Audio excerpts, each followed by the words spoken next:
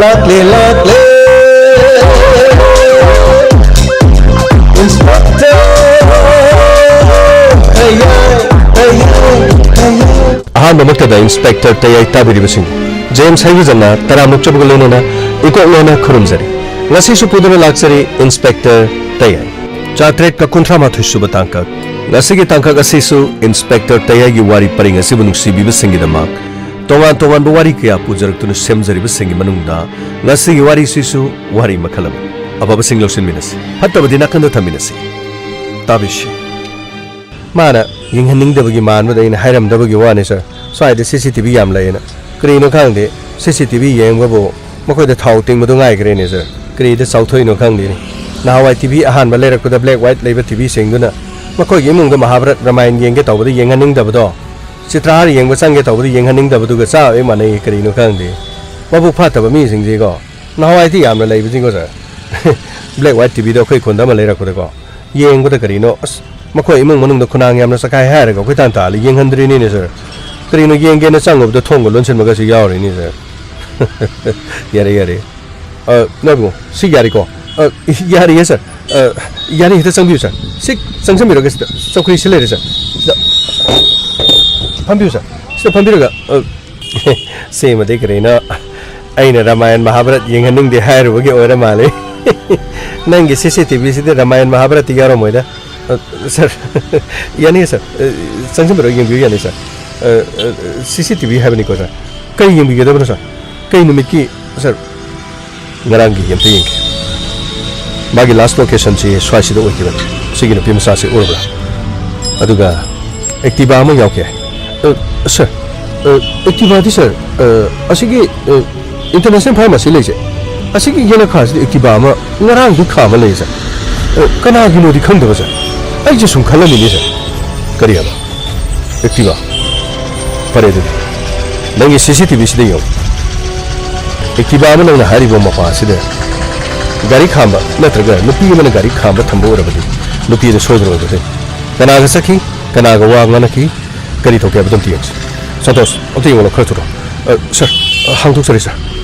yo khatulong tio sir ada lady ba kari no activa se bo sigi nupi de go ram gadran sir sida le sir sigi nupi so orne sir sida activa se ma sida inchale sir kadai activa se inchalaga adodi international pharmacy gi mamang chida adodi mo pharmacy gi mi sigma ga kong nei na ma de adodi sir sibudi pot lei bo rang do mal anyway pot lei ga koi dukan se la ko mi khodi mokti masak khang da di ya adobu kari ga mara masak khang di hari ga na kari sir dukan phamadina masak laksan ngam da boira masak anyway ma ki shikari oh kari gum khara di shoidana le mafam asidagi dukan maning ase changra sir dukan maning da nupi ji changra sir ngai le ga sir asigi dukan pham pharmacy yobu nu pase ma sumagi maning nem jaga che changi sir kari gum khara di le anyway yengba tare mana khangdi na so haye duga sir adudi maning che changba moram dagi sum sangki boram so yasa ama bore no PSG gari se kham se kari changa hangsla pani sir ibo no hojik sida dukan gi list le mado man maning kai kawi sir khogem kawi sir khoge ma kai sakaba sir ma asim maning yom da sangi maning yom da kari ki akhoi la ko maning yom sangi jar sir ma gi simara u tawi jara sir lokoi stay da active am kham chama taw sir ai di kan khangje de sir ai di salesman ni problem ba yawne sir akhoi yamana khangam do ma phare do yeng ba ta ma thola ga hang tare da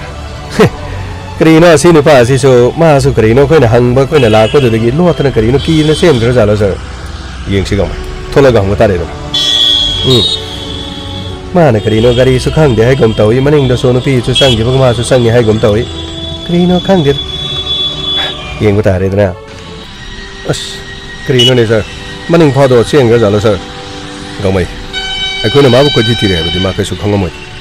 ꯆꯨꯝꯅ ꯑꯩꯈꯣꯏꯗꯤ ꯋꯥ ꯍꯪꯒꯗꯕꯗꯅꯤ case ꯑꯁꯤꯗ ꯃꯍꯥꯛꯅ ꯀꯔꯤ ꯃꯔꯤ ꯂꯩꯅꯔꯝꯒꯗꯒꯦ ꯁꯥꯔ ꯈꯪꯗ꯭ꯔꯦꯅꯦ ꯀꯔꯤꯅꯣ ꯃꯥꯅ ꯑꯃꯨꯛ ꯆꯪꯈ꯭ꯔꯒ ꯑꯃꯨꯛ ꯊꯣꯛꯂꯛꯇ꯭ꯔꯤꯁꯤꯕꯣ ꯀꯔꯤ ꯍꯥꯏꯕꯅꯣ ꯃꯥꯏ ꯃꯃꯤꯡꯗꯨ ꯈꯣꯒꯦꯟ ꯍꯥꯏꯕ ꯑꯣꯏꯔ ꯃꯥꯜꯂꯦ ꯑꯁ ꯃꯦꯟ ꯃꯥꯟ ꯇꯥꯗꯦꯗ ꯀꯔꯤꯅꯣ ꯈꯪꯗꯦꯗ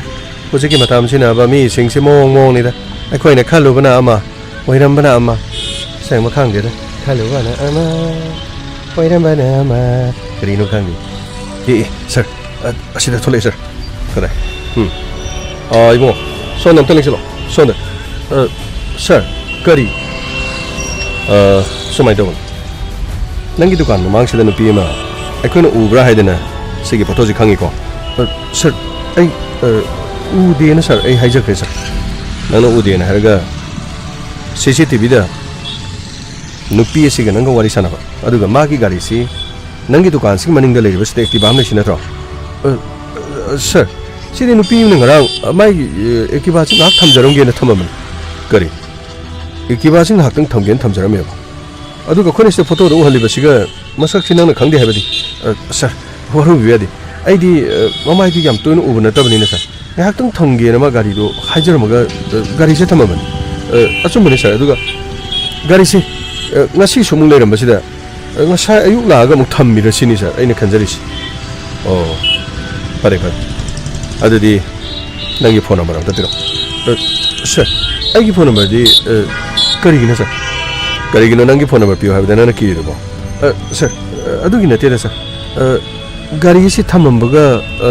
aingonda aigi phone number haibadu da ai sum khangdadana tawjabani sir sida lere sir aigi number haijarake sir tados sir habiro sida lere si aigi number sida lere yam no mare songi mingdo khogen haib natro mane sir pare khogen kari gumano PSC la ko taragadi se sigi kas pai sir stay da ko de ni PSC la pa ko de popira ka da aduga ma ko thi thiri imung manu na thi haib wa pham de karim da haru anyway ako chalu gi pani sir lei jaw ge sir karino sir asidi mana khangdi so hai aduga mu nupi si khange su gari si thamam so mu khangami aduga gari si so maning da mu leiram ba si so ayuk to mu thamam bani na khalli sir adudi nupi si am tuing tuing ma ji swai de la ku si kari gi ori jale sir gamai madune khone thiga doris case si de kari guma lang la lang jena mata khangdri sin amarom da mabung aduna imung adu da halaktre haidana akhoi de complaint tori si so khudak ta nathi haibadi thodok asigi ngarang thongla matung da anyway amore tado sir call details record to sir soidina tharani sir tharaga jo sarajen soi paramani sir pare de khoi jana badoksi call details record on the singagi aduga mokoi gi mung manung mabung du su phone amtang toraga magi machan pigi gari do mafam stele so extra level gari se loksalo haidina pom ta pigi si pani sir jana badoksi de dilo ai koi call details record yanga kari kari makha sa thaba yam ga bado yeng na badoksi logama pani sir ko lotion be yabo ri ko ngai ge da bani kari no kang de taw se masi ge mung lang la lang chen se muk thi ba ta bani ni ko sir toro ga mai pani sir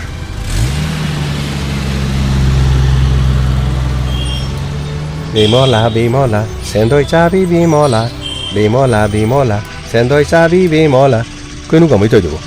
sir sendoi cha ba gi sai ma lai ba do bobin ne sak pu da ning sing ba ge wa ni de sir yare toro pani sir đi ra lô tô thâu ra sửa khang đi đó cái nó phải dồn ra nào cái đó khang đi này thôi chứ gari come cái đồ kia mà cái nó tôi chứ nó đâu cái bike xe cái tùng mà nó thì cái đồ này hay nổi come nâng này thâu đi được lấy phẩm trả phẩm khang đi anh này thâu ghép gì gari đó anh này thâu ghép à xí ya mo cái đồ kia anh này thâu gì cái đồ này hay nổi ba nâng này thâu gì kỳ nè xí bây giờ đi này bằng luồng đi nè long pan pham dring ai si do khra digam dong ni as yamung gi si marum hat pe wari ni ne ai ne yamung bi ta hat kadra ba yamung khanu khandu kari no ba adi wa ne ti ne marum hat pe netro handak tawdi do marum hat pe netra ba kari no police person ne dunia da ne no mai kap than nei IRB ore no mai kap than nei ate si bu tawpham thok pra ba personal अतोप personal हाथ पे जिनंग Yaning bribe मधु लून तीनरिमने मकुत नोंमै पारिदो पुखम हमदो चाक जामिनरिमने हिंजांग अजे माई माई तोंगा तोंगा थोंग मनते पुलब अथोंग मम जामिनरिमने नंग आइगदि सि लेरिबजे नंग नखोय लाय खोय दे खर साबा नखोय दे इन चार साबे वानी नुंति की बानी इंजांग दु माना पोंते तीनरी नेन तीनरी जिंगोसी मरु हाथ पे सिनेबा पुलिस पर्सनल खुद करीनो मखोय न खली वखनजे नति करीनो नति आईआरबी न खली जिंगु करीनो यो नंग थौरिबदु करीगुम फेरेंग तुरेंग थौरदे सिदोरिमनि मरु हाथ पे दु ओइदोरिमनि अस यामबो पुरा रोइमिनि वाखन दि सही तोइबा अइहुंदि पुक्चेन चाउथो ना हाइदुगा यामबो पुक्चेन तत्ता पिक्चर लेमि कमाय तोइनोबा अदुइ वा नते दे गाड़ी दai थौगे नंग थौदु पाखले हाइवानि मि नति गमो अमुतो नाइकोसे ngahaktam tasta urum jing ngak leis is ningtam tha si urum leisien adui nati mi yamonuk sala ri kasalani mi ha na dei khara mujabaga kari no khangdi adete ngau busu pa mi mali ha na ni mudana leirab simbu adu yamu keno maru bhale si gaino ba adak thokrib thogdok to khangdro ha pulap lai minare no mai kaptana siri dunia ba asamo makutta mi shiba yaba no mai natra topo khulai pairage thabak toriba personal singi marakta ngak leitana ningai sangdanabagi thogdok thorok paise makhoi masiel thokna duna hana sunabagi thogdok sing asi police personnel sing de natra natai force sing de marak ta thokpa si adumog yaw aiko sai natra su atai mafam kya da sudum thokpa yawe mioi vibe si wakhal khantha bangam jaraga su sa di makhal magum na dum leirimni dana yamna sengna de khoi gi haksang si moni yengodi sa ga chama narimne ba asumna sauruk lagadi apapata khantha ba si adum mi marak te sungam lakti mama amatagi pibunungdagi tarakpa machin manau natraga mapa macha phawba hana sunabagi thogdoksi tholim karino ngarang su mapuroibana nupi du nungthangna thoma hale harisi angakpane masamaki nupi ni dana masi hai dana discipline force oriba security forcing dadi makhoi masel khut thoknaba natra hana sunabagi thogdosi soidana mak thoklaga daba thogdok amani na mase tumina leithokpadi chumloeba yam sengna haradi thogdok ama natra wathok khudumaki horok phamesi dum legadum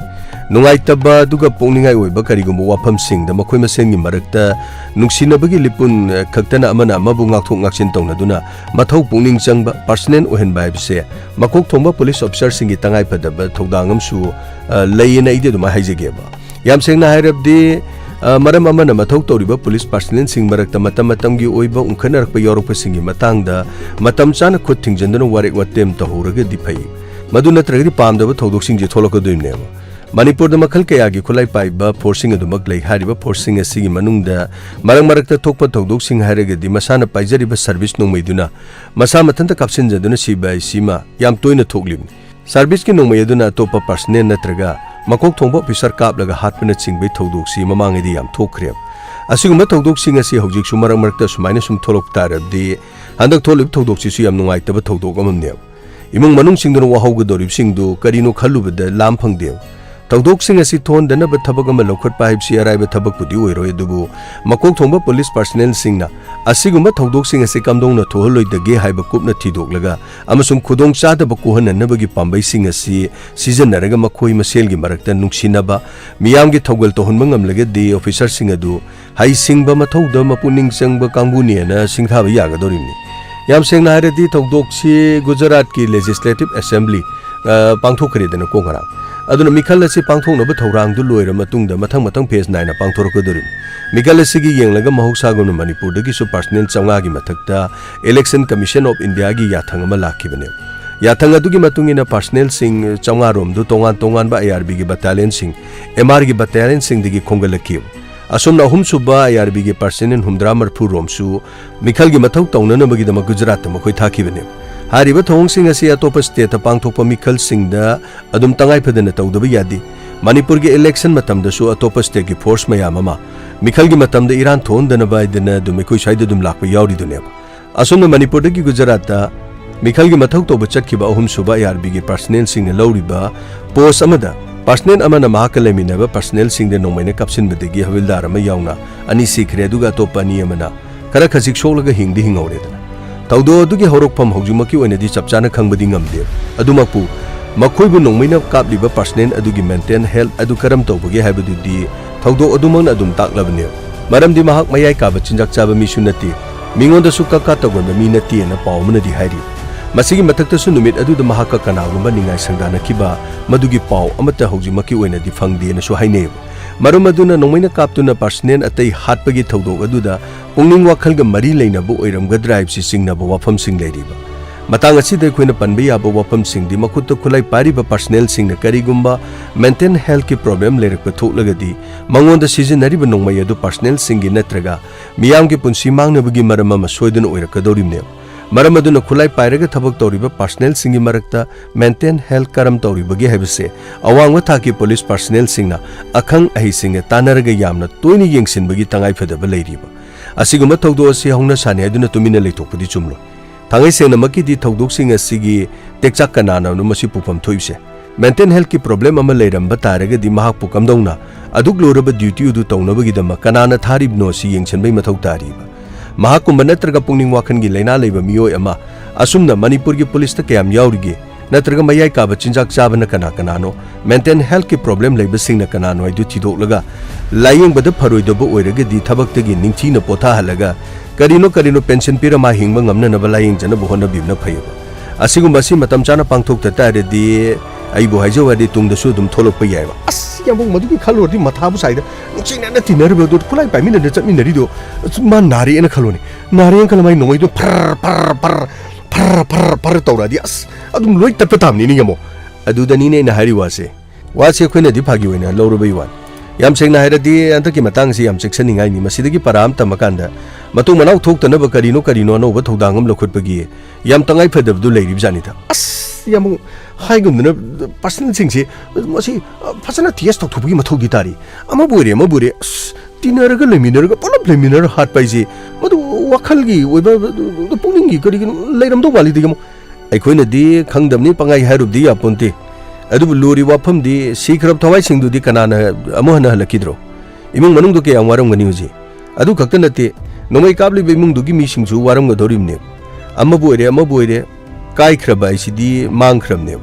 mang khiba isidi mo halau ya roidabne si kanan tekchak pu dorimno as yamo haigumna america dagi soldier me ama iraq daga khrigi chalaga afghanistan daga lan gine na sakhraga hala kan muji angau phigi leina haigedra kari haiduno ko ngaubi khopi mental pungning wakhal gi na basi yam nama leda hala ka na mayum de ledi banu pi angang singdo moina thengnar ada le hori ba iraq ki afghanistan gi moigi no mai kapna ba yekna buduni na khalaga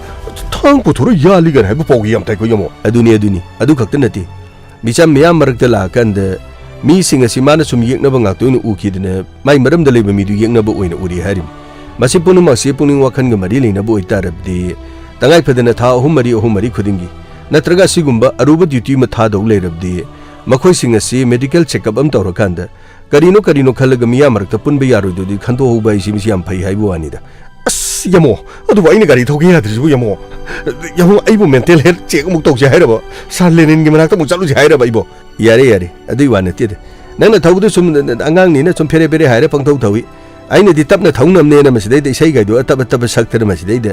tungdagi aina ngangiba as fajara yamungna tungdai saglai sei dudi tapna aigi ponsi kari thongnai nanga adu ain saglib du mun khangune ain saglib du tapna samni nang gari du tapna sum thaungnamni ne adai de aina madu de yamna kanna madu hitta roi bi de sei duni sakchalo rabdi ha aina kana sakchalabne kana lekhaloi kana lekhaladi dum paidur ni ne mathakta nungsit marakta wi paidur du nang khangde as chumini yamu du gyan ta din madigi na paikhala gle mai de phuk bana targa as yana break phaga do as madugi khalu bada yare adi ai muk thogese tamna thauji tamna ne che kaklo se as yamu as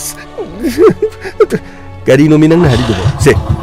solegi kuthau da thogese as karino me yamo solegi kuthau ai chu karino ba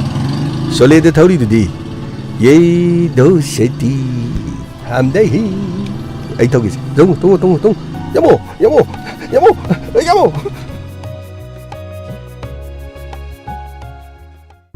hai Deepak police na hoji phawa kari ma ta hairak trisibo kari gino ne ha kari gino ba makoi na kari ma ta hairak trisibo ati chanu pidu bu makoi thiba pangaro yai brana ha oh Priyanka nangna nakuta sel khara pairaga nangna tawris aina tawgano hairabas ꯅꯪꯅ ꯀꯔꯤꯃꯠꯇ ꯌꯥꯗꯦ ꯁꯦꯟ ꯇꯨꯡꯁꯤꯜꯂꯤꯕꯅꯤ ꯁꯦꯟ ꯄꯥꯏꯕ ꯃꯤ ꯑꯃ ꯑꯣꯏꯒꯗꯧꯔꯤꯕꯅꯤ ꯍꯥꯏꯗꯅ ꯏꯃꯨꯡ ꯑꯁꯤꯗ ꯅꯤꯡꯉꯣꯜ ꯑꯃꯈꯛ ꯌꯥꯎꯕꯗ ꯑꯩꯈꯣꯏꯅ ꯑꯁꯨꯛ ꯋꯥꯅ ꯈꯥꯡꯂꯤꯕꯁꯤꯕꯨ ꯅꯪꯕꯨ ꯀꯔꯤꯃꯠꯇ ꯈꯪꯗ꯭ꯔꯕꯔꯅꯦ ꯄ꯭ꯔꯤꯌꯥꯡꯀꯥ ꯑꯥꯏ ꯗꯤꯄꯥ ꯄꯨꯂꯤꯁꯅ ꯀꯔꯤꯃꯠꯇ ꯍꯧꯖꯤꯛ ꯐꯥꯎꯕ ꯈꯣꯡꯒꯨꯜ ꯂꯤꯗ꯭ꯔꯤ ꯍꯥꯏꯕꯔꯅꯦ ꯍꯥ ꯀꯔꯤꯅꯣꯕ ꯃꯈꯣꯏꯅ ꯇꯧꯔꯤꯁꯤꯕꯣ ꯃꯈꯣꯏ ꯀꯔꯤꯃꯠꯇ ꯉꯝꯃꯔꯣꯏ ꯍꯥꯏꯕ꯭ꯔꯣ ꯉꯁꯤꯒ ꯅꯨꯃꯤꯠ ꯍꯨꯝꯅꯤ ꯁꯨꯖꯜꯂꯦ ꯁꯤ ꯐꯥꯎꯕꯗ ꯃꯈꯣꯏ ꯀꯔꯤꯃꯠꯇ ꯉꯝꯃꯔꯣꯏ ꯍꯥꯏꯕ꯭ꯔꯣ ꯃꯈꯣꯏꯕꯨ ꯄꯥꯕꯨꯡ ꯑꯩꯈꯣꯏ ꯄ꯭ꯔꯤꯌꯥꯡꯀꯥꯅ ꯃꯥꯅ ꯊꯧꯔꯝꯕ ꯑꯦꯛꯇꯤꯚꯥꯗꯣ ꯐꯥꯔꯃꯥꯁꯤ ꯑꯃꯒꯤ ꯃꯅꯤꯡꯗ ꯈꯥꯝꯗꯨꯅ ꯂꯩꯔꯤ ꯄꯨꯂꯤꯁꯅ ꯄꯥꯎ ꯄꯤꯔꯛꯄꯅꯤ ꯒꯥꯔꯤ ꯑꯗꯨꯒꯤ ꯑꯅꯤꯁꯨꯕ ꯁꯣ ꯂꯩꯔꯕꯗꯤ ꯒꯥꯔꯤ ꯑꯗꯨ ꯁꯣ ꯍꯥꯡꯂꯒ ꯂꯧꯁꯤꯟꯅꯕ ꯍꯥꯏꯔꯛꯏ ꯑꯗꯨꯕꯨ ꯉꯔꯥꯡ ꯍꯥꯏꯔꯛꯄꯗꯒꯤ ꯁꯣ ꯑꯗꯨ ꯀꯣꯏꯊꯤ ꯊꯤꯕꯅꯤ ꯄꯥꯕꯨꯡꯒ ꯏꯃꯥꯒ ꯅꯨꯡꯉꯥꯏꯔꯔꯣꯏ ꯍꯥꯏꯗꯅ ꯄꯥꯎ ꯑꯁꯤ ꯑꯩꯅ ꯇꯝꯗ꯭ꯔꯕꯅꯤ ꯁꯣꯗꯨ ꯂꯩꯔꯦ ꯄꯥꯕꯨꯡ ꯑꯩꯈꯣꯏ ꯄ꯭ꯔꯤꯌꯥꯡꯀꯥꯅ ꯊꯧꯔꯝꯕ ꯒꯥꯔꯤ ꯑꯗꯣ ꯑꯩ ꯑꯃꯨꯛꯇ ꯂꯧꯁꯤꯜꯂꯨꯈꯤꯒꯦ ꯑꯗꯨꯒ ꯑꯩ ꯄꯨꯂꯤꯁꯇ ꯑꯃꯨꯛꯇ ꯄꯤꯔꯝꯒꯦ ꯀꯔꯤ ꯄꯨꯂꯤꯁꯇꯗꯤ ꯀꯔꯤꯒꯤ ꯄꯥꯕꯨꯡ ꯄꯨꯂꯤꯁꯀꯤ ꯀꯦꯁꯀꯤꯅꯤ ꯄꯨꯂꯤꯁꯅ ꯒꯥꯔꯤꯗꯨꯒꯤ ꯃꯔꯝꯗ ꯀꯔꯤꯅꯣ ꯃꯈꯣꯏꯅ ꯊꯤꯒꯗꯕ ꯑꯣꯏꯔꯝꯒꯅꯤ ꯄꯥꯕꯨꯡ ꯑꯩ ꯑꯃꯨꯛꯇ ꯆꯠꯂꯒ ꯒꯥꯔꯤꯗꯨ ꯂꯧꯁꯤꯜꯂꯒ ꯑꯩ ꯄꯨꯂꯤꯁꯇ ꯑꯃꯨꯛꯇ ꯁꯤꯟꯅꯔꯨꯈꯤꯒꯦ ꯑꯗꯨꯒ ꯀꯦꯁ ꯑꯁꯤꯒꯤ ꯃꯇꯥꯡꯗ ꯀꯔꯤ ꯂꯩꯔꯕꯒꯦ ꯍꯥꯏꯕꯗꯣ ꯄꯥꯕꯨꯡ ꯑꯩ ꯃꯔꯣꯜꯗꯣ ꯃꯈꯣꯏꯗꯒꯤ ꯁꯣꯏꯗꯅ ꯍꯪꯂꯛꯂꯒꯦ ꯄꯥꯕꯨꯡ ꯗꯤꯄꯛ ꯈꯔ ꯊꯨꯔꯣ ꯆꯠꯂꯣ ꯅꯆꯟꯅꯨꯄꯤꯅ ꯊꯧꯔꯝꯕ ꯒꯥꯔꯤꯗꯣ ꯂꯧꯁꯜꯂꯨꯔꯣ ꯆꯠꯂꯣ ꯑꯗꯨꯒꯅꯦ ꯏꯄꯥꯗ ꯄꯨꯂꯤꯁꯅ ꯀꯔꯤ ꯍꯥꯏꯒꯦ ꯍꯥꯏꯕꯗꯣ ꯈꯔ ꯊꯨꯅ ꯇꯝꯃꯣ ꯆꯠꯂꯣ ꯅꯃꯥꯁꯤ ꯍꯧꯒꯠꯇ꯭ꯔꯦꯅꯦ ꯐꯃꯨꯡꯗ ꯃꯌꯥꯝ ꯆꯪꯗꯅ ꯉꯥꯏꯍꯥꯛ ꯂꯩꯔꯦ ꯏꯁꯤꯡ ꯊꯥꯔꯦ ꯂꯥꯛꯅ ꯉꯥꯏꯍꯥꯛ ꯂꯩꯔꯦ ꯏꯁꯤꯡ ꯊꯥꯔꯦ ꯂꯛꯅ ꯇꯧꯗꯨꯅ ꯂꯩꯔꯦ ꯑꯩꯅ ꯀꯔꯤꯁꯨ ꯇꯧꯔꯣꯏ ꯃꯍꯥꯛ ꯍꯧꯖꯤꯛ ꯐꯥꯎꯕ ꯑꯩꯈꯣꯏꯅ ꯊꯤꯕ ꯈꯪꯗꯕꯁꯦ ꯃꯥꯅ ꯂꯣꯠꯀꯦ ꯌꯥꯎꯅ ꯂꯣꯠꯄ ꯑꯣꯏꯔꯝꯕꯁꯨ ꯌꯥꯏ ꯑꯩꯈꯣꯏꯅ ꯌꯥꯔꯣꯏꯗꯧꯕ ꯃꯤ ꯑꯃꯗ ꯃꯍꯥꯛ ꯆꯦꯟ ꯆꯣꯡꯗꯨꯅ ꯆꯠꯈ꯭ꯔꯕ ꯄꯥꯕꯨꯡ ꯅꯨꯃꯤꯠ ꯍꯨꯝꯅꯤꯗꯤ ꯐꯣꯟ ꯁ꯭ꯋꯤꯆ ꯑꯣꯐ ꯇꯧꯗꯨꯅ ꯂꯩꯕ ꯍꯧꯅꯗꯦ ꯄꯥꯕꯨꯡ ꯑꯩ ꯄꯨꯛꯅꯤꯡꯁꯦ ꯂꯩꯇꯥꯗꯦ ꯑꯩꯈꯣꯏ ꯄ꯭ꯔꯤꯌꯥꯡꯀꯥꯅ ꯇꯧꯔꯤ ꯊꯕꯛꯁꯦ ꯑꯩ ꯄꯨꯛꯅꯤꯡ ꯌꯥꯝꯅ ꯂꯩꯇꯥꯗꯦ ꯄꯥꯕꯨꯡ ꯏꯃꯥꯗꯨ ꯈꯖꯤꯛꯇ ꯌꯦꯡꯕꯤꯔꯝꯃꯨ ꯑꯩ ꯀꯨꯏꯔꯣꯏ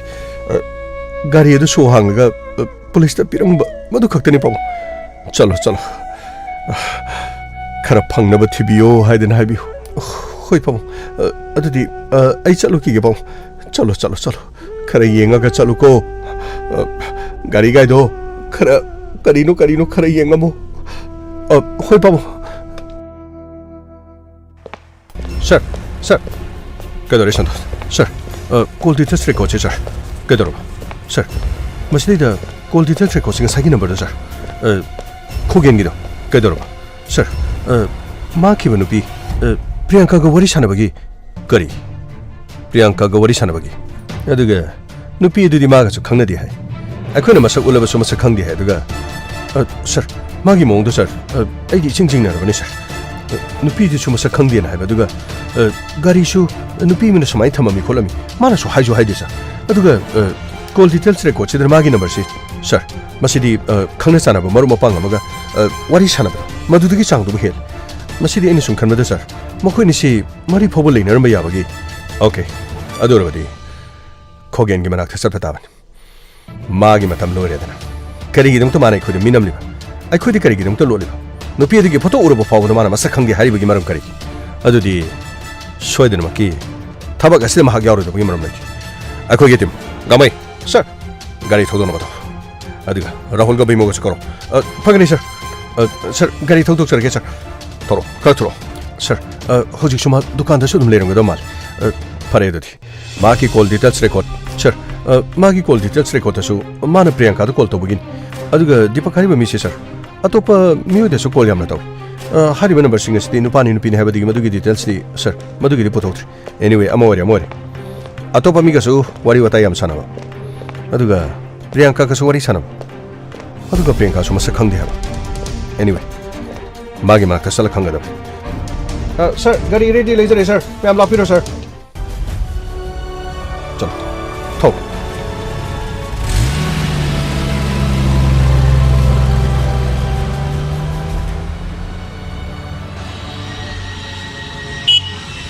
sir. Sinaris mari ka tabi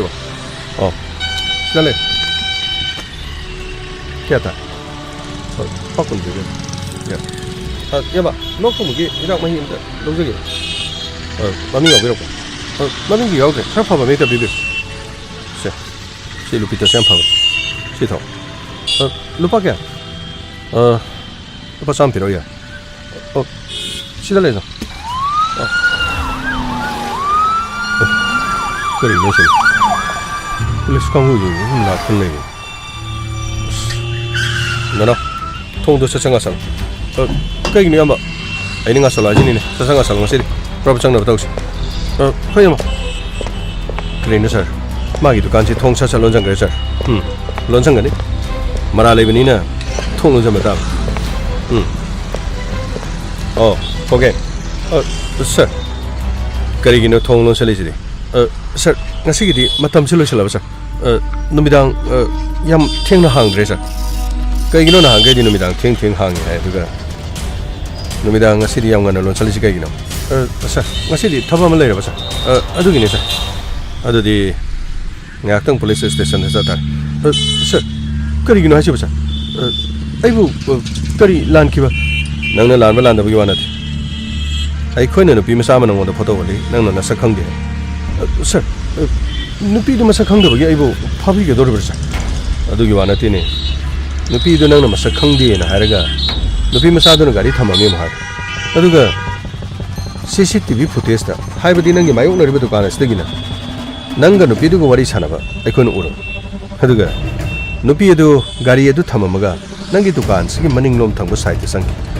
Adu ga ngahak le ga nang chu sang. Adu bu makha ta ba CCTV gi footage de ko yeng. Nang na khang de hai ba du da koi la ga nang da ngarang hangam ba gi wani. Makha ta ba di hau jing nang na koi da. Nupi msa du kai. Kai nu sir hai bi wa phom chu. Custody de chalaga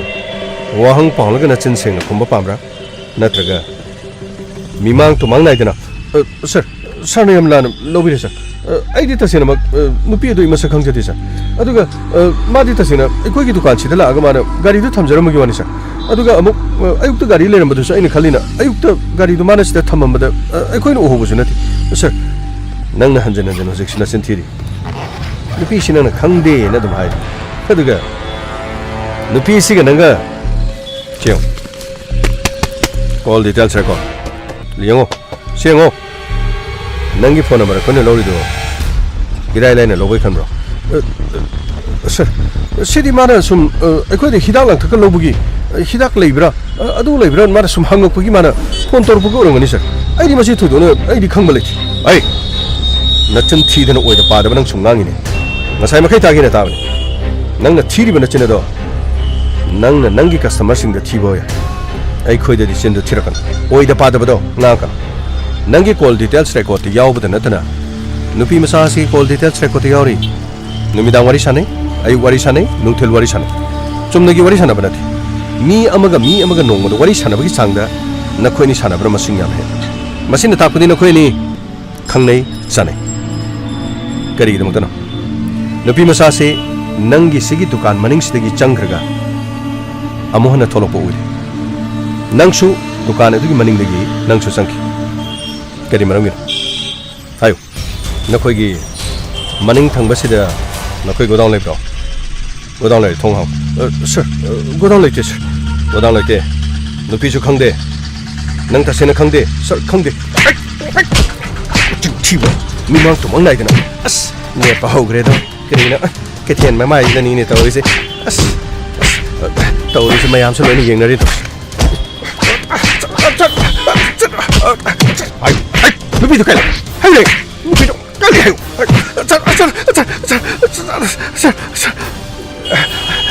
Nupi Priyanka ko ri sir. Priyanka ko ya de khoi khangi ne. Priyanka kadai lei. Kadai da Priyanka le. Sir, ai maga sum business masa sum tong jabani sir. Kari business. Ayo. Kari business. Sir, stock market ki trading tauba adumai da khara khara sum tawni sir. Trading tauba stock market ha. Pesayam phang bro. Natra pesayam mang bro. Kai sakhargeba. Stock exchange da nangna puraga chalira nangna losala thamira ayo sir ai maga sum trading kharga sum tawbane bas aduda nahandi mana sum narai sum tawbuda ai si ai chachara inde sir hajigi ma laaga aiga wari sanaki kai no tojibo nati paisa me am su phagiraba aine chumnang langna se nungsina ba habiduna ne tongan ba man paisa gi thabaga sidane seran toran toradi ai di yaroi ai di madu yaba minati kadai no ai gi paisa singdo piroba kadai no ba ai paisa singdo as priyanka kaino stock market ta thadagi ba paisa bu trading do bo nati amuk ama nga tunga si loi lege da man nati kari no nang karim tu gyan ta de du kai no ai no da yam thina tai nati nang su kharga kana ringe de dum kana nang adum tawri den kitang son de stock tu down to bugi son de ya de bugi wani ka do gi nang adu bu nang kem ta saknai yeng de mong da nang ngangi du kai no nati dukan de mi me ha ma de no paisa ge de nang adu dan tok sale kari no ba kai gi no nang sika je pusale si kai gi no nang gi si go down je pusale si kai gi no ba go down de pusan da bina tine ma ya mang du nang na pe ba ngang di nati kai thiel sidai da khoina phammi ba dukan phammi si akoina khwai dai sauna phammi nang na ma ya mang du da mani is lokhaladi ai di kari oi dori ge ba nati ai kari oi dori ge ba yare ai di adu da khang ai gi paisa do putro punna nong da pirise lupa lak yang kai suraban amutu putro madugi manung da lak yang kai dugi manung da nang ingon da ne lupa lak amani khak pir ga ai haraw laga ne tien kharba matam du da nang harawan ba putro atai do loi putro ngai khomi loina ba yamba business da paisa do thadari ni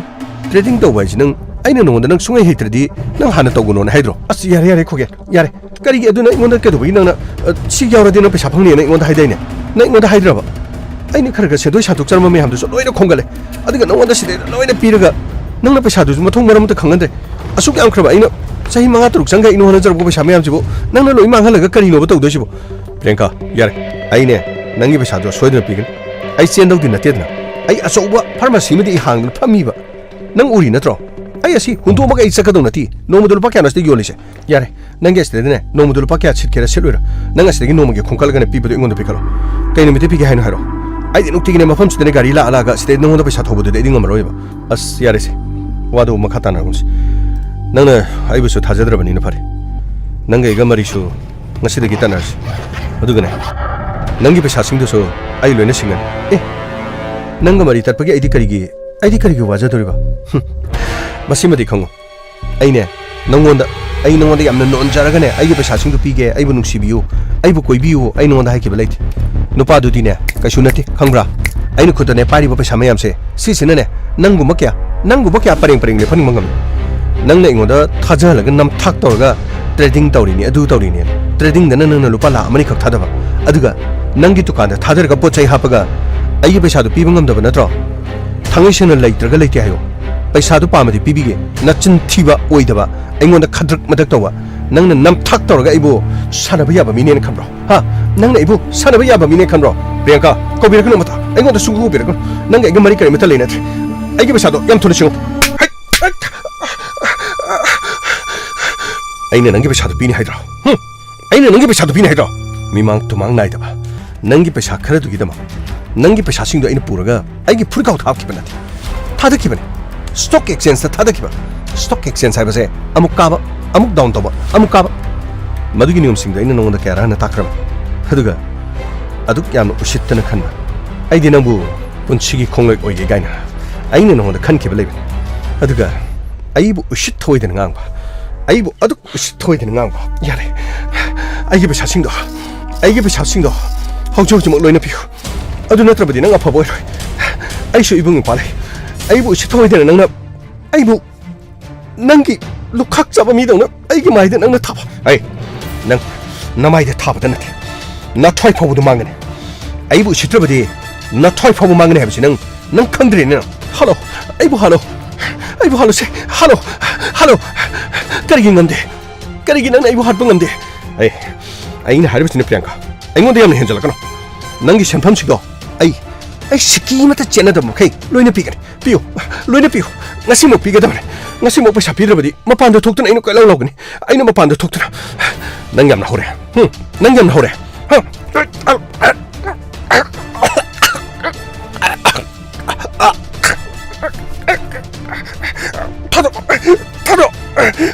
Nanggi pasha kadugi. Ay togi nang lauder.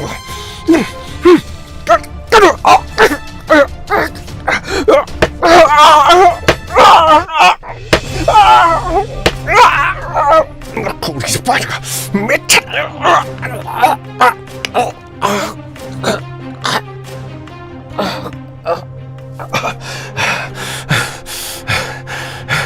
Kamdoi. Ushit toy da ba. Nangi sel khadugi.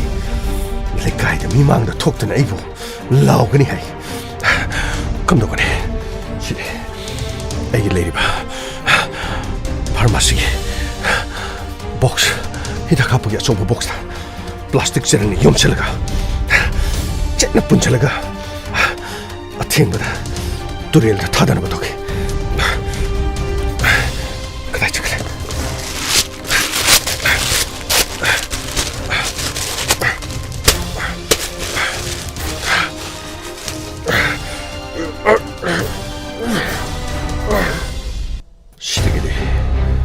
시래기디 지렁치나 염친라가 로이라바니나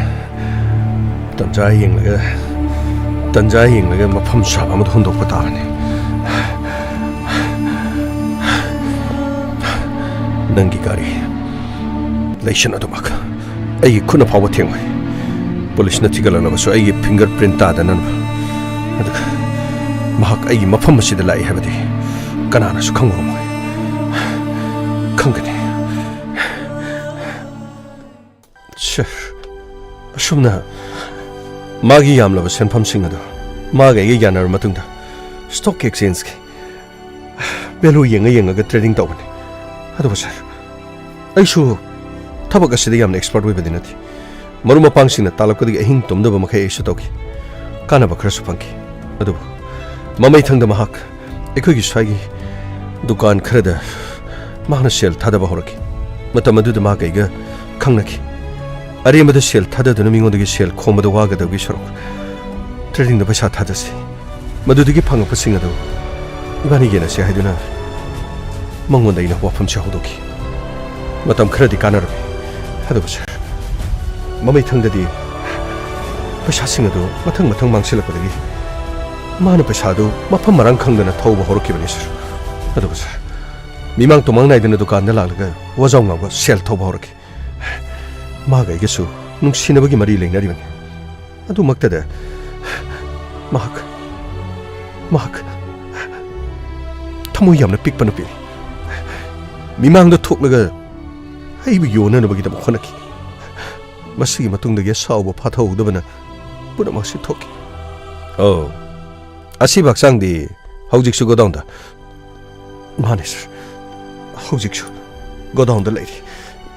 Nasia Hindi. So I didn't hundo Kahidana Tawani. Narangsu Sarkoila Amadana. I was Senarum with the Kanmadagi. I see what you put Topong on the Lebanisher. Hojiksu, go down manung the lady, sir. Gamay, sir. Go down your shoulder low. Aduga, manung the Sangasecto. Punisher. Go again. Imung Manuna Zikari Tori Kamra. Imong manung dono hojik kari tawrige sinang khangro sir nungsi nabagi mari su leina riba paisa khara dugi dama nang na nungsi jabadu so hatok pangam angak pani ni hojik matams taibong miyo bina masa gi hena khana kidana masa dagi hena kana basu karim ta kanda bai badani nang na tawki bathabak tu ungja khara di nang na mai pakra basu hojik khoi khudda taris crime to bumi na phane amna hi singduna chalabasu mamai thangda dum police ki khudda ta bai bas di soidra Nang na tawja kibadu di nang na pangmataban. Haujing na nung si jari banangi pharmacy lehobatabanin. Adu da sunatana yam laba senpam nang na manghan kibasing adu. Imung manung na khanglabadi kari torokan. Madu puna maki teksak tu di nang na pangjabataban. Sir, namthi bana lore sir. Kadori gamai. Sir karino yamna namthi sir. Karino mido manamdu kari tawre da sir. Nathai ma sa da sir. Asidi sir moi kari no ambulance ki gari tu kaurga sir. Local amna na parani da sir. Pare ambulance gari ko. Postmortem tawn ga da ban. Aduga kogen si gari da hakolo. Pagni sir. Ngam he nang so. Mi ki pesa su nang na kari no krai do na season na thokpa duga. ꯅꯨꯄꯤꯗꯨꯁꯨ ꯍꯥꯠꯇꯣꯛꯄ ꯅꯨꯄꯤꯁꯨ ꯅꯨꯡꯁꯤꯅꯕꯅꯤ ꯍꯥꯏ ꯑꯁ ꯅꯈꯣꯏꯒꯨꯝꯕ ꯀꯔꯤꯅꯣ ꯃꯤꯁꯤꯁꯨ ꯇꯥꯏꯕꯪꯁꯤꯗ ꯌꯥꯝꯅ ꯂꯩꯔꯗꯤꯀꯣ ꯃꯥꯂꯦꯝꯁꯤꯗ ꯌꯥꯝꯅ ꯊꯨꯅ ꯃꯣꯠꯀꯅꯤ ꯅꯁꯥꯒꯤ ꯑꯣꯏꯖꯕ ꯈꯔ ꯈꯜꯂꯤꯉꯩꯗ ꯀꯔꯤꯅꯣ ꯖꯦꯜ ꯃꯅꯨꯡꯗ ꯍꯋꯥꯏ ꯆꯥꯕ ꯇꯥꯔꯦꯅꯤꯀꯣ ꯍꯋꯥꯏ ꯆꯥꯗ꯭ꯔꯤꯉꯩꯗ ꯅꯪꯅ ꯋꯥꯇꯤꯟ ꯈꯔꯗꯤ ꯆꯥꯒꯅꯤ ꯑꯗꯨꯒꯤ ꯋꯥꯇꯤꯟꯗꯨꯗꯤ ꯍꯧꯖꯤꯛ ꯍꯥꯏꯗꯣꯛꯄ ꯌꯥꯗꯦꯀꯣ ꯒꯥꯃꯩ ꯄꯨꯈꯠꯅꯕ ꯇꯧꯁꯤ ꯑꯦꯝꯕꯨꯂꯦꯟꯁꯀꯤꯗꯣ ꯇꯤꯝ ꯀꯧꯔꯣ ꯐꯅꯤ ꯁꯔ ꯁꯟꯇꯣꯁ ꯁꯔ ꯑꯦꯝꯕꯨꯂꯦꯟꯁꯇꯣ ꯄꯥꯎ ꯄꯤꯈ꯭ꯔꯕ꯭ꯔꯣ ꯁꯔ ꯌꯧꯔꯛꯑꯅꯤ ꯁꯔ ꯐꯔꯦ ꯑꯗꯨꯒ ꯑꯁꯤꯕꯁꯤ ꯄꯣꯁꯃꯣꯔꯇꯦꯝꯒꯤꯗꯃꯛ ꯑꯗꯨꯒ ꯏꯃꯨꯡ ꯃꯅꯨꯡꯗ ꯄꯥꯎ ꯑꯁꯤ ꯑꯃꯨꯛꯇ ꯄꯤꯈꯣ ꯍꯣꯁꯄꯤꯇꯥꯜꯗ ꯂꯥꯛꯇꯨꯅ ꯄꯣꯁꯃꯣꯔꯇꯦꯝ ꯂꯣꯏꯔꯕ ꯃꯇꯨꯡꯗ ꯑꯁꯤꯕ ꯃꯁꯥꯁꯤ ꯂꯧꯕ ꯌꯥꯒꯅꯤ ꯍꯥꯏꯈꯣ ꯐꯒꯅꯤ ꯁꯔ ꯃꯕꯨꯡꯗꯨꯅ ꯀꯌꯥꯗ ꯋꯥꯖꯔꯤꯕ ꯑꯗꯨꯒ ꯃꯆꯟꯅꯨꯄꯤꯕꯨ ꯇꯝꯊꯤꯅ ꯁꯦꯜ ꯈꯔꯒꯤꯗꯃꯛ ꯀꯌꯥꯗ ꯉꯝꯈ꯭ꯔꯕ ꯒꯥꯃꯩ ꯁꯔ ꯑꯦꯝꯕꯨꯂꯦꯟꯁꯀꯤ ꯒꯥꯔꯤꯗꯨ ꯂꯥꯛꯄꯒ ꯑꯩꯈꯣꯏ ꯆꯠꯅꯕ ꯇꯧꯁꯤ ꯐꯒꯅꯤ ꯁꯔ ꯁꯤꯗ ꯐꯝꯕꯤꯔꯣꯀꯣ ꯁꯤꯗ ꯅꯨꯡꯉꯥꯏꯅ ꯐꯝꯕꯤꯔꯣ ꯑꯗꯩꯗ ꯁꯦꯕꯥ ꯇꯧꯒꯗꯕꯅꯤꯀꯣ Lakle lakle Inspector Tayay tayay tayay Lakle lakle Lakle lakle Inspector Tayay tayay tayay Uthanaba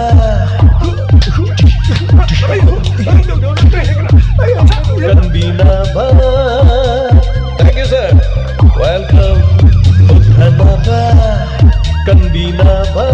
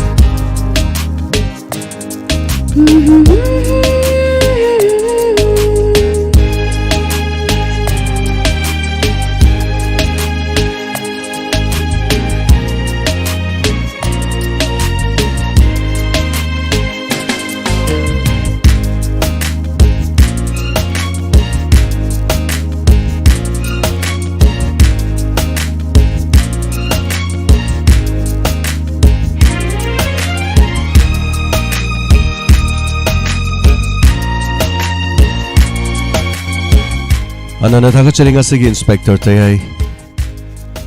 Chatret ka Kundraga mathoy shuba tangkak ngasigi tangkak se tabiraga dongge thamoida khari bawi bagi adona pibirakpa feedback amadi comment khara pajabagi tanja de logjagi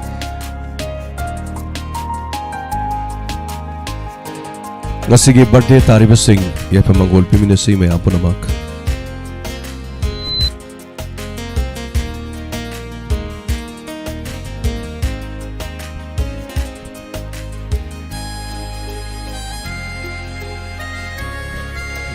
Ara wari si tabi matamda adona khanbi khiba aduga asigi wari si tarakanda adona phobirokpa wakalon singa kari dekhena bagi adome amna bibirak si loina ngasigi birthday tariba sa hanbada yepa mangol piminasi luncheon bi marang them datarop jiten marang them and Isavi Lema Lampel Sanakatel many happy returns of the day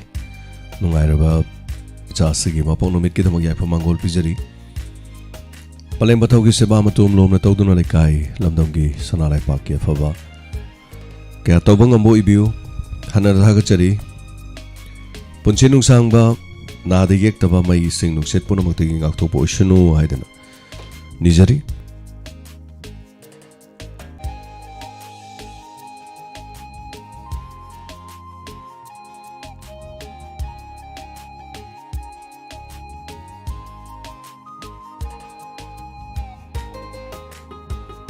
Hanana Tagachari, Kes Ibeama, Sarangasi, Warisiam Nuaise,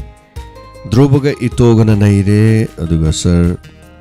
Aigi, Qua Pambi, the Soidana Tabio, Haizeri,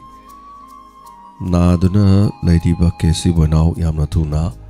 Yang Napavo, Irasunu Tabiri. Tagachari, Qua Pamido, Tabamu Latri Dori. Yot Masay Amani, the Romatak the Ching Nebakar, the Tongot Kadrakandi, Lamji Pikpani now. The Yamnoise, Habirokpa, the Pibirokpa, the Yamnoise, Quapambi, Pibirokpa, Yaduga, Quapambi, Ainasam Gogs of Haitare. I know quieting over Pambi sing the Kari Karinona, I will hide on a Haitaragadi. I know quieting out of the same Pambi, Quapambi, Yubi Pambi, Asmasi, a home Jim the Purangaure, Pura Arubini Haitare. Bangalore the Chalaba, South Indian, the Chaladi, meaning now we had a Kangde, I think a train tongo, and the Garito, you be pumping the pond, the put Panam, the Nam lane, no eyes of the Yamnakna, Coatida, Nuga, okay, more days ago, what them how we go, Coap, you be Krahoba Lake. I do much Panam, the Nam me Haitare, of course I did the whole deal. I do go, I know, Asom Hana Tabak Dog Jeramo Fondo. Quapambi ain't a gives a punsi the Quapambi Pasway the brother Mana Quapambi Kun Mari Mangampire. Ain't Han song the Tabak Hodog Zeropaganda Quapambi ain't Kunganito Hundo him tie. I must take hold of Haitared. I know Zigga Kale. Oh, how did the Maramdo Sigi oired? Any Yampamze to Quapambi Piramado, Yam no Ise. Koi sab kot paji kita lo sanjagi ge don ising chare chare thamjagi duga matang chab da kadai wai denu ma thajagi hojiki di pochai thabam ji ka aina leitri ba aduga aduma haijage the thank you so much thagachari Daina Devi te aise kuira ga nungai be hele en tapire thank you so much thagachari nungai be hele haramni thagat piramne harau jare chawba hobam thagachari pangmalli mi gi khudong chaba mafam da Natapiri Pesa Pio Haina Tagachari Chaba Chumani, Ngasigi Warisi, Naranga, Ngasiga Haitare, only 2 episode Ani Kakta the Lui, Warium Kangni, Hoi, Mama Pangi Manakta, Nangasagi, Machanupi, Leki the Buggy, Pau, Tamdo Kitang Dangare, Waridi almost Loi finish Haitare, Dubo, Todukse. The Masing Batodo, Magadum, Yam Marilina Batodo, Amani. And then Yamna, I couldn't Paisa Karagi the Makta. Mingo de Sando Santo Mingo the Tintinga Pesa the Laura Lai. Aduga Ainas on the stock exchange the Tadarin and Tadaraganda. Pesa the Piro and the Toruk Padagi Hatoki by Warini. Anyway, thank you so much, Tagachari ma'am. Apolloxin Minasi Hemolota and Tagachari Ambika case Tagachari Madam Ambika was a me cocked Piraconugo.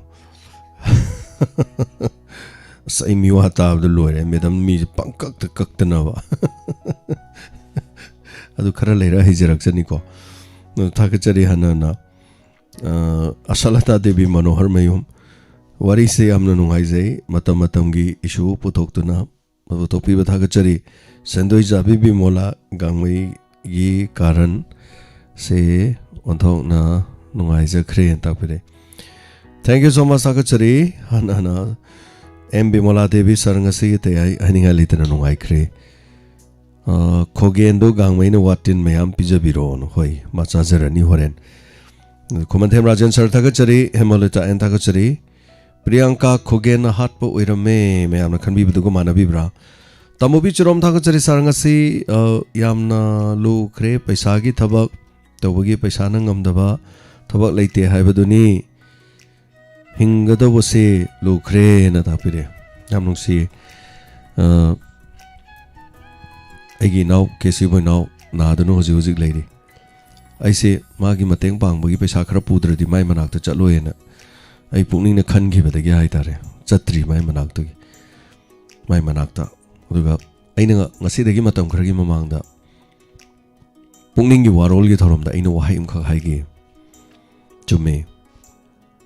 Sina tinari ba marumapang si kanage haitar di paisa pisalo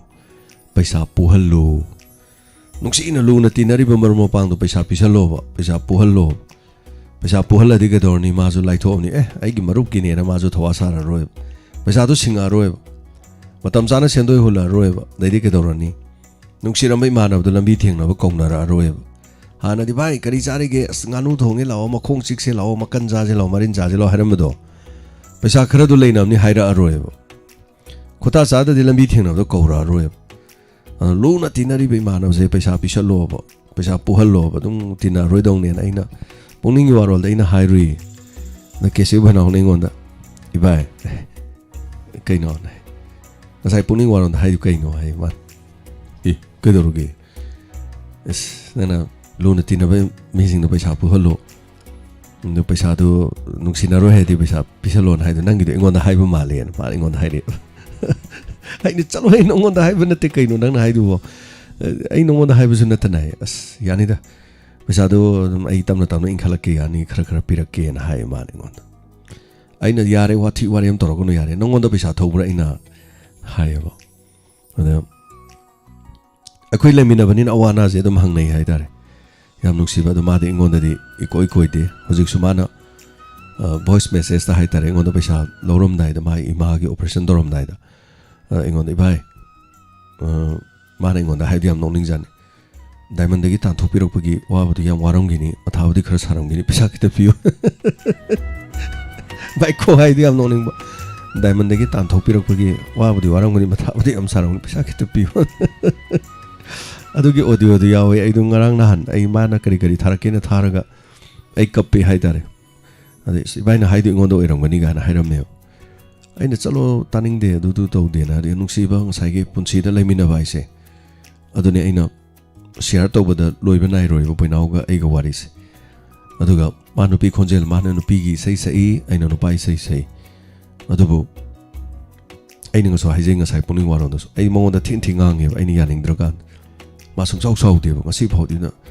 sibai na samai na hai kholi ga na saw se leite ado chahi su yam angang ni aina mongon da ge dum yam halle ado chahi no ba hai ba leite ama hai ba leite ado na punsi se ado ngasi di sana le ba miyam diamond tv ta ba ma yam na mateng pang bi da nai gi naw gi da mak lupa lesing phu phaw ba di hoji phaw ba da magi mateng pang na na ba gi aduga lepa leitri mayam na yang khai cham pang pu su leptri pibu ngamjaga dore masi punomok si sana le pak lamdam si lebiri ba miyam punomang nani aduna thorom sing tabirakan da aduna mateng pangbi ba bangam ba makhai pangbiu khara khara khara adu inaw gi punsi kan ba hona bada aduga diamond gi leijari ba mafam jida amona sumang kumai ga sanadana ma ga sei sangmina ba du phangbo ngamba uijagi haidana taibong mapugi mafam da nijari so thagachari tamobi chirom na hairak pa wafam dagi som paisa gi thabak tawasi paisa nang ngamdaba thabak leite haiduni na takpirak padu dagi som mathang chatkre warisi so thagachari hana duga rina lies bimola thagachari ibai athopam sangasi wari nungai jai paisa kharagi dama na takpire chumani paisa gi mathause yamna yangkre paisa nang ngamdaba leite paisa nang ngamdaba haibabu sikiba mi hingalan ba du khaktani ngamdaba atai di almost paisa nang ngamdaba leite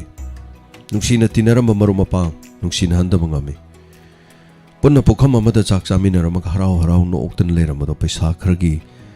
madugi damak kaina hanba ngami yang thinan mangami mari punamak talhan mangami thagachari rina nong thagachari sanathoi devi masi wari no fazai gami gi wana tapire sogol sem bigarani thagachari sar ngasi wari fajakri matam gi chana ba wari ngaktani na tapirakpa manihal devi thagachari tayai tabada peli nungai jain tapire hemolota en thagachari episode ngasi gi tayai gi investigation fazai tapire dana chong tham thagachari ama langlen mutum thagachari ngasi gi tangkak khalam bado chumi angak pani na takpire thagachari lolu maring mai happy birthday luncheon be god bless you takpire linda takpire ba slio haidura leo da james nungi morti am da thabi on takpire anyway thagachari habirak poko ꯆꯤꯒꯤꯗꯃꯛ ꯑꯗꯣ ꯏꯁꯩꯕꯨꯗꯤ ꯊꯥꯗ꯭ꯔꯤ ꯍꯧꯖꯤꯛꯐꯥꯎꯒꯤꯗꯤ ꯑꯗꯣ ꯕꯤꯅꯣꯗꯤꯅꯤ ꯈꯣꯝꯔꯥꯝ ꯊꯥꯒꯠꯆꯔꯤ ꯉꯁꯤꯒꯤ ꯋꯥꯔꯤ ꯌꯥꯝꯅ ꯅꯨꯡꯉꯥꯏꯖꯩ ꯄꯩꯁꯥ ꯍꯥꯏꯕꯁꯤꯅ ꯃꯤꯑꯣꯏꯕꯒꯤ ꯄꯨꯟꯁꯤꯗ ꯑꯁꯤꯒꯨꯝꯕ ꯊꯧꯗꯣꯛ ꯊꯣꯛꯇꯕ ꯅꯠꯇꯦ ꯊꯦꯡꯛ ꯌꯨ ꯁꯣ ꯃꯆ ꯇꯣꯝꯕ ꯅꯥꯎꯁꯦꯛꯄꯝ ꯊꯥꯒꯠꯆꯔꯤ ꯄꯩꯁꯥꯒꯤꯗꯃꯛ ꯃꯤꯅ ꯃꯤꯕꯨ ꯃꯤꯅꯨꯡꯁꯤ ꯂꯩꯇꯅ ꯇꯥꯛꯄꯤꯔꯦ ꯑꯆꯨꯝꯕꯅꯤ ꯄꯩꯁꯥꯁꯤꯅ ꯉꯝꯕꯁꯤ ꯉꯝꯈ꯭ꯔꯦ ꯄꯨꯝꯅꯃꯛ ꯊꯨꯡꯅꯍꯟꯕ ꯉꯝꯃꯤ ꯀꯥꯏꯅꯍꯟꯕ ꯉꯝꯃꯤ ꯍꯥꯠꯍꯟꯕ ꯉꯝꯃꯤ ꯄꯨꯝꯅꯃꯛ ꯉꯝꯃꯤ ꯉꯝꯗꯕ ꯍꯥꯏꯔꯕꯗꯤ ꯑꯩꯒꯤꯗꯃꯛ ꯑꯩꯅ ꯈ꯭ꯋꯥꯏꯗꯒꯤ ꯈꯟꯖꯕ ꯑꯩꯒꯤ ꯏꯃꯥ ꯏꯄꯥ ꯀꯥꯏꯅꯈꯤꯕꯗꯣ ꯈꯨꯠꯇ ꯑꯩꯅ ꯄꯩꯁꯥ ꯐꯅꯌꯥꯝ ꯄꯥꯏꯔꯕꯁꯨ ꯏꯃꯥ ꯏꯄꯥꯗꯣ ꯑꯃꯨꯛ ꯍꯟꯅ ꯎꯒꯦ ꯍꯥꯏꯕꯗꯤ ꯐꯪꯗꯦ ꯄꯩꯁꯥꯅ ꯐꯅꯌꯥꯝ ꯄꯥꯏꯔꯕꯁꯨ ꯃꯁꯤ ꯈꯛꯇꯅꯤ ꯉꯝꯗꯕ ꯑꯩꯒꯤ ꯅꯨꯡꯁꯤꯔꯕ ꯀꯅꯥꯒꯨꯝꯕ ꯑꯃ ꯀꯥꯏꯅꯈꯤꯕꯗꯣ ꯇꯥꯏꯕꯪ ꯊꯥꯗꯣꯛꯇꯨꯅ ꯆꯠꯈꯤꯕꯗꯣ ꯄꯩꯁꯥꯅ ꯑꯩꯒꯤ ꯅꯥꯛꯇ ꯂꯩꯍꯟꯕ ꯉꯝꯗꯦ ꯊꯦꯡꯛ ꯌꯨ ꯁꯣ ꯃꯆ ꯊꯥꯒꯠꯆꯔꯤ ꯄꯪꯃꯜꯂꯤ ꯃꯤꯒꯤ ꯈꯨꯗꯣꯡ ꯆꯥꯕ ꯃꯐꯝꯗ ꯇꯥꯛꯄꯤꯔꯦ ꯆꯥꯎꯕ ꯍꯥꯎꯐꯝꯒꯤ ꯋꯥꯐꯝ ꯃꯦꯁꯦꯖ ꯆꯞ ꯃꯥꯟꯅꯕ ꯊꯥꯕꯤꯔꯦ ꯊꯦꯡꯛ ꯌꯨ ꯁꯣ ꯃꯆ ꯊꯥꯒꯠꯆꯔꯤ ꯀꯦꯜꯕꯤꯟ ꯃꯣꯔꯥꯡꯊꯦꯝ ꯂꯥꯏꯚ ꯌꯥꯎꯕ ꯉꯝꯗ꯭ꯔꯦ ꯍꯟꯗꯛꯇꯤꯅ ꯀꯦꯜꯕꯤꯟ ꯀꯩꯗꯧꯔꯒꯦ ꯂꯥꯏꯚ ꯌꯥꯎꯕꯤꯗ꯭ꯔꯒꯗꯤ ꯀꯦꯜꯕꯤꯟ ꯈꯣꯏꯅ ꯂꯥꯏꯚ ꯌꯥꯎꯗꯕꯁꯤꯅ ꯂꯥꯏꯚꯁꯤ ꯃꯁꯤꯡ ꯌꯥꯝꯍꯟꯗꯔꯦ ꯆꯦꯅꯦꯜꯁꯤꯅ ꯍꯥꯟꯅꯗꯒꯤ ꯑꯅꯧꯕ ꯑꯃꯗ ꯑꯃꯨꯛ ꯆꯠꯂꯨꯕ ꯑꯅꯧꯕꯗꯒꯤ ꯑꯃꯨꯛ ꯍꯥꯟꯅꯒꯤ ꯃꯐꯝꯗ ꯍꯜꯂꯛꯄ ꯑꯗꯨꯅ ꯇꯌꯥꯏ ꯊꯤꯕꯗ ꯃꯤꯁꯤꯡꯁꯦ ꯄꯨꯡꯉꯥꯎ ꯉꯥꯎꯔꯦ ꯊꯥꯒꯠꯆꯔꯤ ꯏꯕꯦ ꯑꯊꯣꯛꯄꯝ ꯁꯥꯔꯒꯤ ꯖꯤꯄꯦ ꯅꯝꯕꯔ ꯑꯃꯨꯛꯇ ꯊꯥꯕꯤꯔꯕꯗꯤ ꯇꯥꯛꯄꯤꯔꯤ ꯆꯞ ꯃꯥꯟꯅꯩ ꯍꯥꯟꯅꯒꯤꯗꯨ ꯀꯥꯞꯄ ꯌꯥꯗꯦ ꯍꯥꯏꯗꯣ ꯍꯥꯟꯅꯗꯨꯒꯤ ꯉꯥꯛꯇꯅꯤ ꯀꯥꯞꯄꯤꯔꯛꯏꯁꯦ ꯏꯕꯦ ꯑꯊꯣꯛꯄꯝ ꯑꯅꯧꯕ ꯍꯥꯏꯕ ꯂꯩꯖꯗꯦ ꯍꯥꯟꯅꯒꯤꯗꯣ ꯑꯗꯨꯝ ꯀꯥꯞꯄꯅꯤ ꯑꯅꯧꯕ ꯂꯩꯇꯦ ꯍꯥꯟꯅꯒꯤꯗꯣ ꯑꯗꯨꯝ ꯌꯥꯕꯅꯤ ꯑꯗꯨꯝꯅ ꯀꯥꯞꯄ ꯃꯇꯝꯗ ꯗꯥꯏꯃꯟ ꯇꯤꯚꯤꯅ ꯈꯟꯕꯤꯌꯣ ꯑꯩꯒꯤ ꯐꯣꯇꯣ ꯑꯃ ꯊꯣꯛꯀꯅꯤ ꯑꯩꯒꯤ ꯐꯣꯇꯣ ꯊꯣꯛꯄꯗꯨ ꯀꯥꯞꯄꯤꯌꯣ ꯑꯗꯨꯒ ꯑꯗꯨꯝ ꯌꯥꯕꯅꯤ ꯍꯧꯖꯤꯛ ꯀꯥꯞꯄꯛꯏꯕ ꯂꯨꯄꯥ 50,000-60,000 ꯑꯗꯨꯗꯣ ꯀꯥꯞꯄꯛꯄ ꯉꯥꯛꯇꯅꯤ ꯌꯥꯗꯦ ꯍꯥꯏꯕꯗꯣ ꯑꯗꯣꯝꯅ ꯍꯩꯇꯕꯒꯤ ꯑꯣꯏꯔꯝꯒꯅꯤ ꯑꯗꯣ ꯑꯦꯅꯤꯋꯦ ꯐꯖꯅ ꯑꯃꯨꯛꯇꯪ ꯆꯦꯛ ꯇꯧꯕꯤꯔꯀꯥꯟꯗ ꯉꯁꯥꯏ ꯗꯥꯏꯃꯟ ꯇꯤꯚꯤꯗꯨ ꯈꯟꯕꯤꯌꯣ ꯅꯝꯕꯔꯗꯨ ꯏꯔꯒ ꯖꯦꯝꯁ ꯍꯥꯏꯒꯨꯔꯖꯝꯅ ꯊꯤꯕꯤꯔꯨꯅꯨ ꯖꯦꯝꯁ ꯍꯥꯏꯒꯨꯔꯖꯝꯗ ꯑꯦꯀꯥꯎꯟ ꯍꯥꯡꯗꯦ ꯑꯗꯨ ꯗꯥꯏꯃꯟ ꯇꯤꯚꯤꯅ ꯊꯤꯕꯤꯌꯣ ꯑꯗꯨ ꯁꯣꯏꯗꯅ ꯀꯥꯞꯄ ꯌꯥꯒꯅꯤ ꯑꯗꯨꯒ ꯇꯣꯛꯆꯣꯝ ꯃꯦꯔꯤ ꯄꯣꯏꯟ ꯑꯃꯗꯤ ꯃꯦꯁꯦꯖꯇꯅ ꯊꯜꯂꯕ ꯏꯟꯁꯄꯦꯛꯇꯔ ꯇꯩꯌꯥꯏꯒꯤ ꯋꯥꯔꯤ ꯄꯔꯤꯡ ꯑꯁꯤꯕꯨ ꯅꯣꯡꯃ ꯅꯣꯡꯃꯒꯤ ꯇꯥꯍꯟꯕꯤꯕ ꯇꯥꯛꯄꯤꯔꯦ ꯊꯥꯒꯠꯆꯔꯤ ꯍꯥꯟꯅ ꯅꯣꯡꯂꯦꯟ ꯃꯩꯇꯩ ꯊꯥꯒꯠꯆꯔꯤ ꯔꯤꯅꯥꯅꯣꯡ ꯂꯂꯤꯇꯥ ꯅꯥꯃꯩꯔꯥꯄꯝ ꯉꯁꯤꯒꯤ ꯋꯥꯔꯤ ꯐꯖꯩ ꯗ꯭ꯔꯣꯕ ꯏꯇꯣꯒꯤ ꯀꯦꯔꯦꯛꯇꯔ ꯁꯥꯕꯗ ꯃꯥꯜꯂꯤ ꯊꯦꯡꯛ ꯌꯨ ꯁꯣ ꯃꯆ ꯊꯥꯒꯠꯆꯔꯤ ꯁꯅꯥꯇꯣꯝꯕꯤ ꯁꯔꯃꯂꯩ ꯂꯥꯄꯝ ꯃꯃꯟ ꯌꯥꯝꯂꯕ ꯄꯨꯟꯁꯤꯕꯨ ꯄꯩꯁꯥ ꯈꯔꯒꯤꯗꯃꯛ ꯅꯨꯡꯁꯤꯅꯔꯤꯕ ꯅꯨꯄꯤꯕꯨ ꯍꯥꯠꯄ ꯉꯝꯂꯕ ꯈꯣꯒꯦꯟꯒꯤ ꯊꯃꯣꯏꯁꯤ ꯉꯝꯗꯤ ꯉꯝꯕꯖꯥꯠꯅꯤ ꯃꯦꯕꯤ ꯑꯗꯨꯝ ꯄꯨꯟꯁꯤꯗ ꯑꯣꯏꯕ ꯌꯥꯕ ꯉꯥꯛꯇꯅꯤ ꯑꯗꯨꯅꯤ ꯄꯩꯁा खरगीदमक अदुगा नोंगलेन मैते ngasisu episode jamna nungaijai bolsu nungai sir handakti bolse thajadana Korea Japan su thajadana sangsin khare Korea Japan se kana ne hena nungsi nanaudi animal nungsi da pire nonglen maite aidi Korea su nungsi Japan su nungsi aduga Saudi Arabia su nungsi Asia gi oina represent toribo khudimok to loi nungsi kari haidenu khangde adu handakji yam thajade Japan ga thoidali dongrang Sweden ga do unga ta hoyi upai lite ne adan ngasi so ngasai Korea na chalhobni to aidi sei amakha chacharudana sei mafam dagi hapet yengamaga dum mapung pha kidre thank you so much thagachari hanana aduga tension jage yam message samana baso ming so yamba tabire soni sogol sem thagachari ibem saning thousam Kelvin Morangdim Sanatom bi Komatem Razin thank you so much punumak aduga Tanazong Tham Rinano thank you so much Victory Enkom thagachari Hendi Laisram thagachari yamate haigi Tangkak Dhruva itogi matang tawda nungai thank you so much Soni Sogol Sem ado isai matang kudol tamjagi sei sime ampuna taminasi sei singa sidi Jai kun gamathoi sorobi sei nungi murti haina somna sei obi sei kudol tamjagi tabi sime ampuna muta Saro sabungi mai ektani Priyo Bhatta Haubamna Light Corner in Pana Patovishi Vinod Kumar Sarvana Music se Amona Siambeshi Aisama ke Khonjelda Nandi nungi murti ni, nungi murti, nungi murti. Nandi nungi murti ni, nungi thamo panbini. Nandi nungi murti ni, nungi thamo panbini. Nungi murti nabu nungsi khangba haunabara. Nungi thamoidabu minungshigini yauramgadara. Nandi nungi murti ni, nungi thamoi panbini.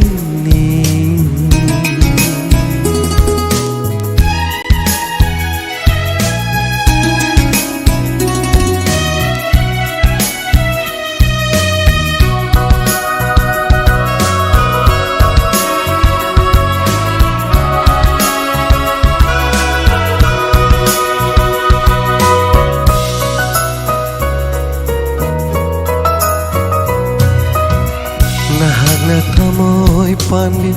oiram laba. Minungsi kang biyama oiram laba.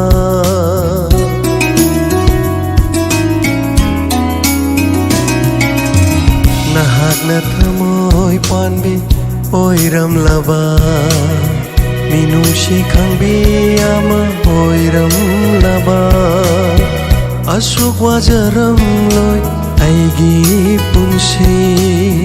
Asuk wajaram loy aigi punsi. Miku matasu nokcharam gani. Miku matasu nokcharam gani. Nungsi baidamat wajaram loy. Nungsi baidamat kapcharam loy. Nandi nungi murti ni, nungi thamoy panbini.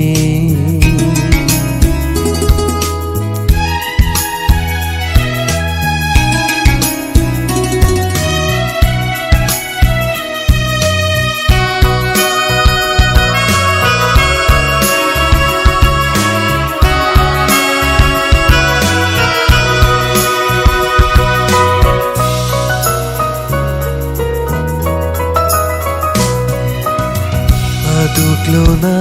nangai haina khiba. Punsigi luraba wapang dubu.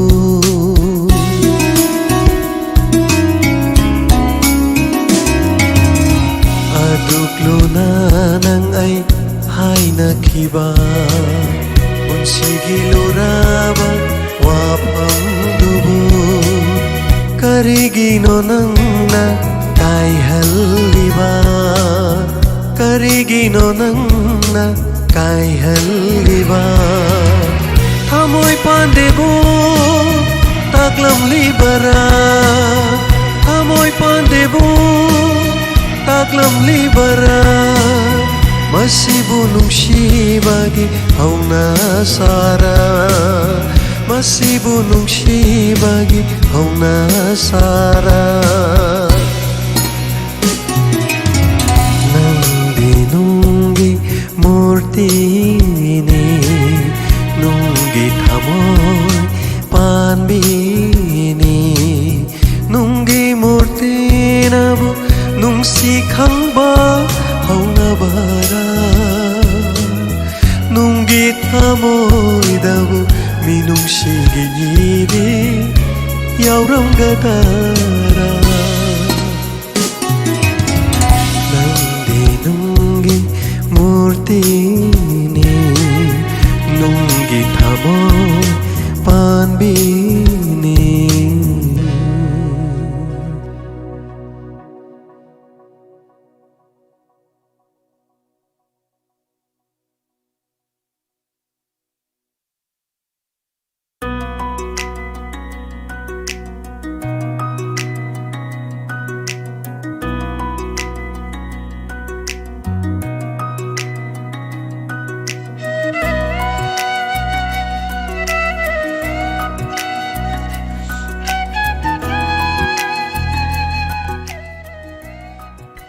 ꯑꯅꯅ ꯊꯥꯒꯠꯆꯔꯤ ꯉꯁꯤꯒꯤ ꯑꯊꯦꯡꯕ ꯐꯥꯎꯕꯗ ꯊꯧꯔꯝ ꯇꯥꯕꯤꯔꯤꯕꯁꯤꯡ ꯇꯣꯃꯅꯥꯎ ꯁꯦꯐꯝ ꯊꯥꯒꯠꯆꯔꯤ inspector ꯇꯌꯥꯏ ꯇꯥꯕꯗꯒꯤ ꯋꯥꯈꯜꯂꯧꯁꯤꯡ ꯌꯥꯝꯅ ꯐꯔꯦꯅ ꯇꯥꯛꯄꯤꯔꯤ ꯊꯥꯒꯠꯆꯔꯤ ꯈꯨꯗꯣꯡ ꯊꯤꯕ ꯀꯌꯥꯗꯒꯤ ꯅꯥꯟꯊꯣꯛꯄ ꯉꯝꯂꯒꯅꯤ ꯈꯜꯂꯤ ꯊꯥꯒꯠꯆꯔꯤ ꯀꯦꯜꯚꯤꯟ ꯃꯣꯔꯥꯡꯊꯦꯝ ꯇꯥꯕꯗꯤ ꯑꯗꯨꯝ ꯇꯥꯖꯩ ꯇꯨꯝꯈꯤꯕ ꯑꯗꯨꯅꯅꯤ ꯊꯥꯔꯒꯗꯤ ꯑꯗꯨꯝ ꯂꯩꯔꯝꯃꯤ ꯄꯨꯡ 5ꯗ ꯑꯅ ꯇꯥꯛꯄꯤꯔꯤ ꯁꯣ ꯊꯥꯒꯠꯆꯔꯤ ꯀꯦꯜꯚꯤꯟ ꯑꯩꯈꯣꯏꯒꯤ ꯅꯦꯠꯀꯤ ꯀꯩꯅꯣ ꯍꯥꯏꯇꯥꯔꯦ 1GB ꯑꯣꯏꯔꯁꯨ 1.5 ꯑꯣꯏꯔꯁꯨ 2GB ꯑꯣꯏꯔꯁꯨ ꯐꯪꯉꯤꯁꯤ ꯁꯤꯖꯤꯟꯅꯕ ꯌꯥꯕ ꯁꯤꯖꯤꯟꯅꯔꯒ ꯂꯦꯝꯍꯧꯋꯦꯕ ꯑꯇꯩꯗꯤ ꯑꯗꯩꯗ ꯅꯍꯥꯟꯋꯥꯏ ꯑꯩꯈꯣꯏꯒꯤ ꯀꯦꯔꯣꯟꯖꯤꯠ ꯍꯥꯏꯗꯅ ꯌꯥꯏꯔꯤꯄꯣꯛꯇꯒꯤ ꯏꯅꯥꯎꯅ ꯃꯥꯅ ꯑꯣꯏꯔ ꯃꯥꯜꯂꯦ ꯍꯥꯏꯔꯛꯄꯗꯣ ꯑꯩ ꯃꯦꯕꯤ ꯑꯣꯏꯔꯝꯗꯕꯁꯨ ꯌꯥꯏ ꯃꯥꯅ ꯑꯣꯏꯔ ꯃꯥꯜꯂꯦ ꯏꯌꯥꯝꯕ ꯍꯧꯕꯗꯒꯤ ꯂꯣꯏꯕ ꯐꯥꯎꯕ ꯗꯥꯏꯃꯟꯒꯤ ꯄ꯭ꯔꯣꯒꯥꯝꯁꯤ ꯇꯥꯔꯒꯗꯤ ꯀꯥꯟꯅꯕ꯭ꯔꯥꯅ ꯍꯥꯏ ꯑꯩꯅ ꯀꯥꯟꯅꯩ ꯍꯥꯏ ꯑꯗꯨ ꯇꯧꯕꯗꯤ ꯃꯤ ꯑꯃꯈꯛꯀꯤꯕꯨꯗꯤ ꯌꯥꯝ ꯀꯥꯟꯅꯕ ꯅꯠꯇꯦ ꯑꯗꯨꯒꯨꯝꯕ ꯃꯤꯗꯨ ꯃꯌꯥꯝ ꯌꯥꯎꯔꯛꯑꯗꯤ ꯀꯥꯟꯅꯩ ꯑꯗꯨꯒꯨꯝꯕ ꯃꯤꯗꯨ ꯌꯥꯝꯗ꯭ꯔꯁꯨ 50,000 ꯅꯤꯐꯨ ꯌꯥꯡꯈꯩ ꯂꯥꯛꯑꯗꯤ ꯑꯃ ꯂꯥꯛꯑꯗꯤ ꯌꯥꯝ ꯀꯥꯟꯅꯩꯕ ꯑꯗꯨꯅ ꯂꯦꯝꯍꯧꯒꯗꯕ GBꯗꯣ ꯁꯥꯎꯟꯗꯣ ꯂꯩꯊꯔꯒ ꯏꯟꯁꯄꯦꯛꯇꯔ ꯇꯌꯥꯏꯗꯨ ꯊꯥꯔ ꯇꯨꯝꯈꯤꯕ ꯑꯗꯨꯔꯒꯗꯤ ꯑꯩꯈꯣꯏꯗꯤ ꯀꯥꯟꯅꯩꯕ ꯑꯗꯨꯃꯥꯏꯅ ꯇꯧꯗꯅ ꯃꯤꯗꯣ 50,000 ꯅꯤꯐꯨ ꯁꯨ ꯇꯥꯔꯒꯗꯤ ꯑꯃ ꯁꯨꯔꯒꯗꯤ ꯃꯤ ꯑꯃ ꯂꯩꯔꯗꯤ ꯑꯩꯈꯣꯏꯗ 10,000 ꯃꯌꯥ ꯐꯪꯉꯦꯕ ꯃꯤ 200,000 ꯑꯗꯨꯃꯥꯏꯅ ꯇꯥꯕꯤ ꯇꯥꯔꯒꯗꯤ 10,000 ꯐꯪꯉꯦꯕ per episode ꯑꯃꯗꯅꯤꯀꯣ ꯑꯗꯨꯅ ꯑꯩꯈꯣꯏꯅ ꯇꯧꯖꯔꯤ ꯃꯌꯥꯝꯁꯤꯗ ꯃꯤ 300-400-500 ꯌꯦꯡꯉꯗꯤ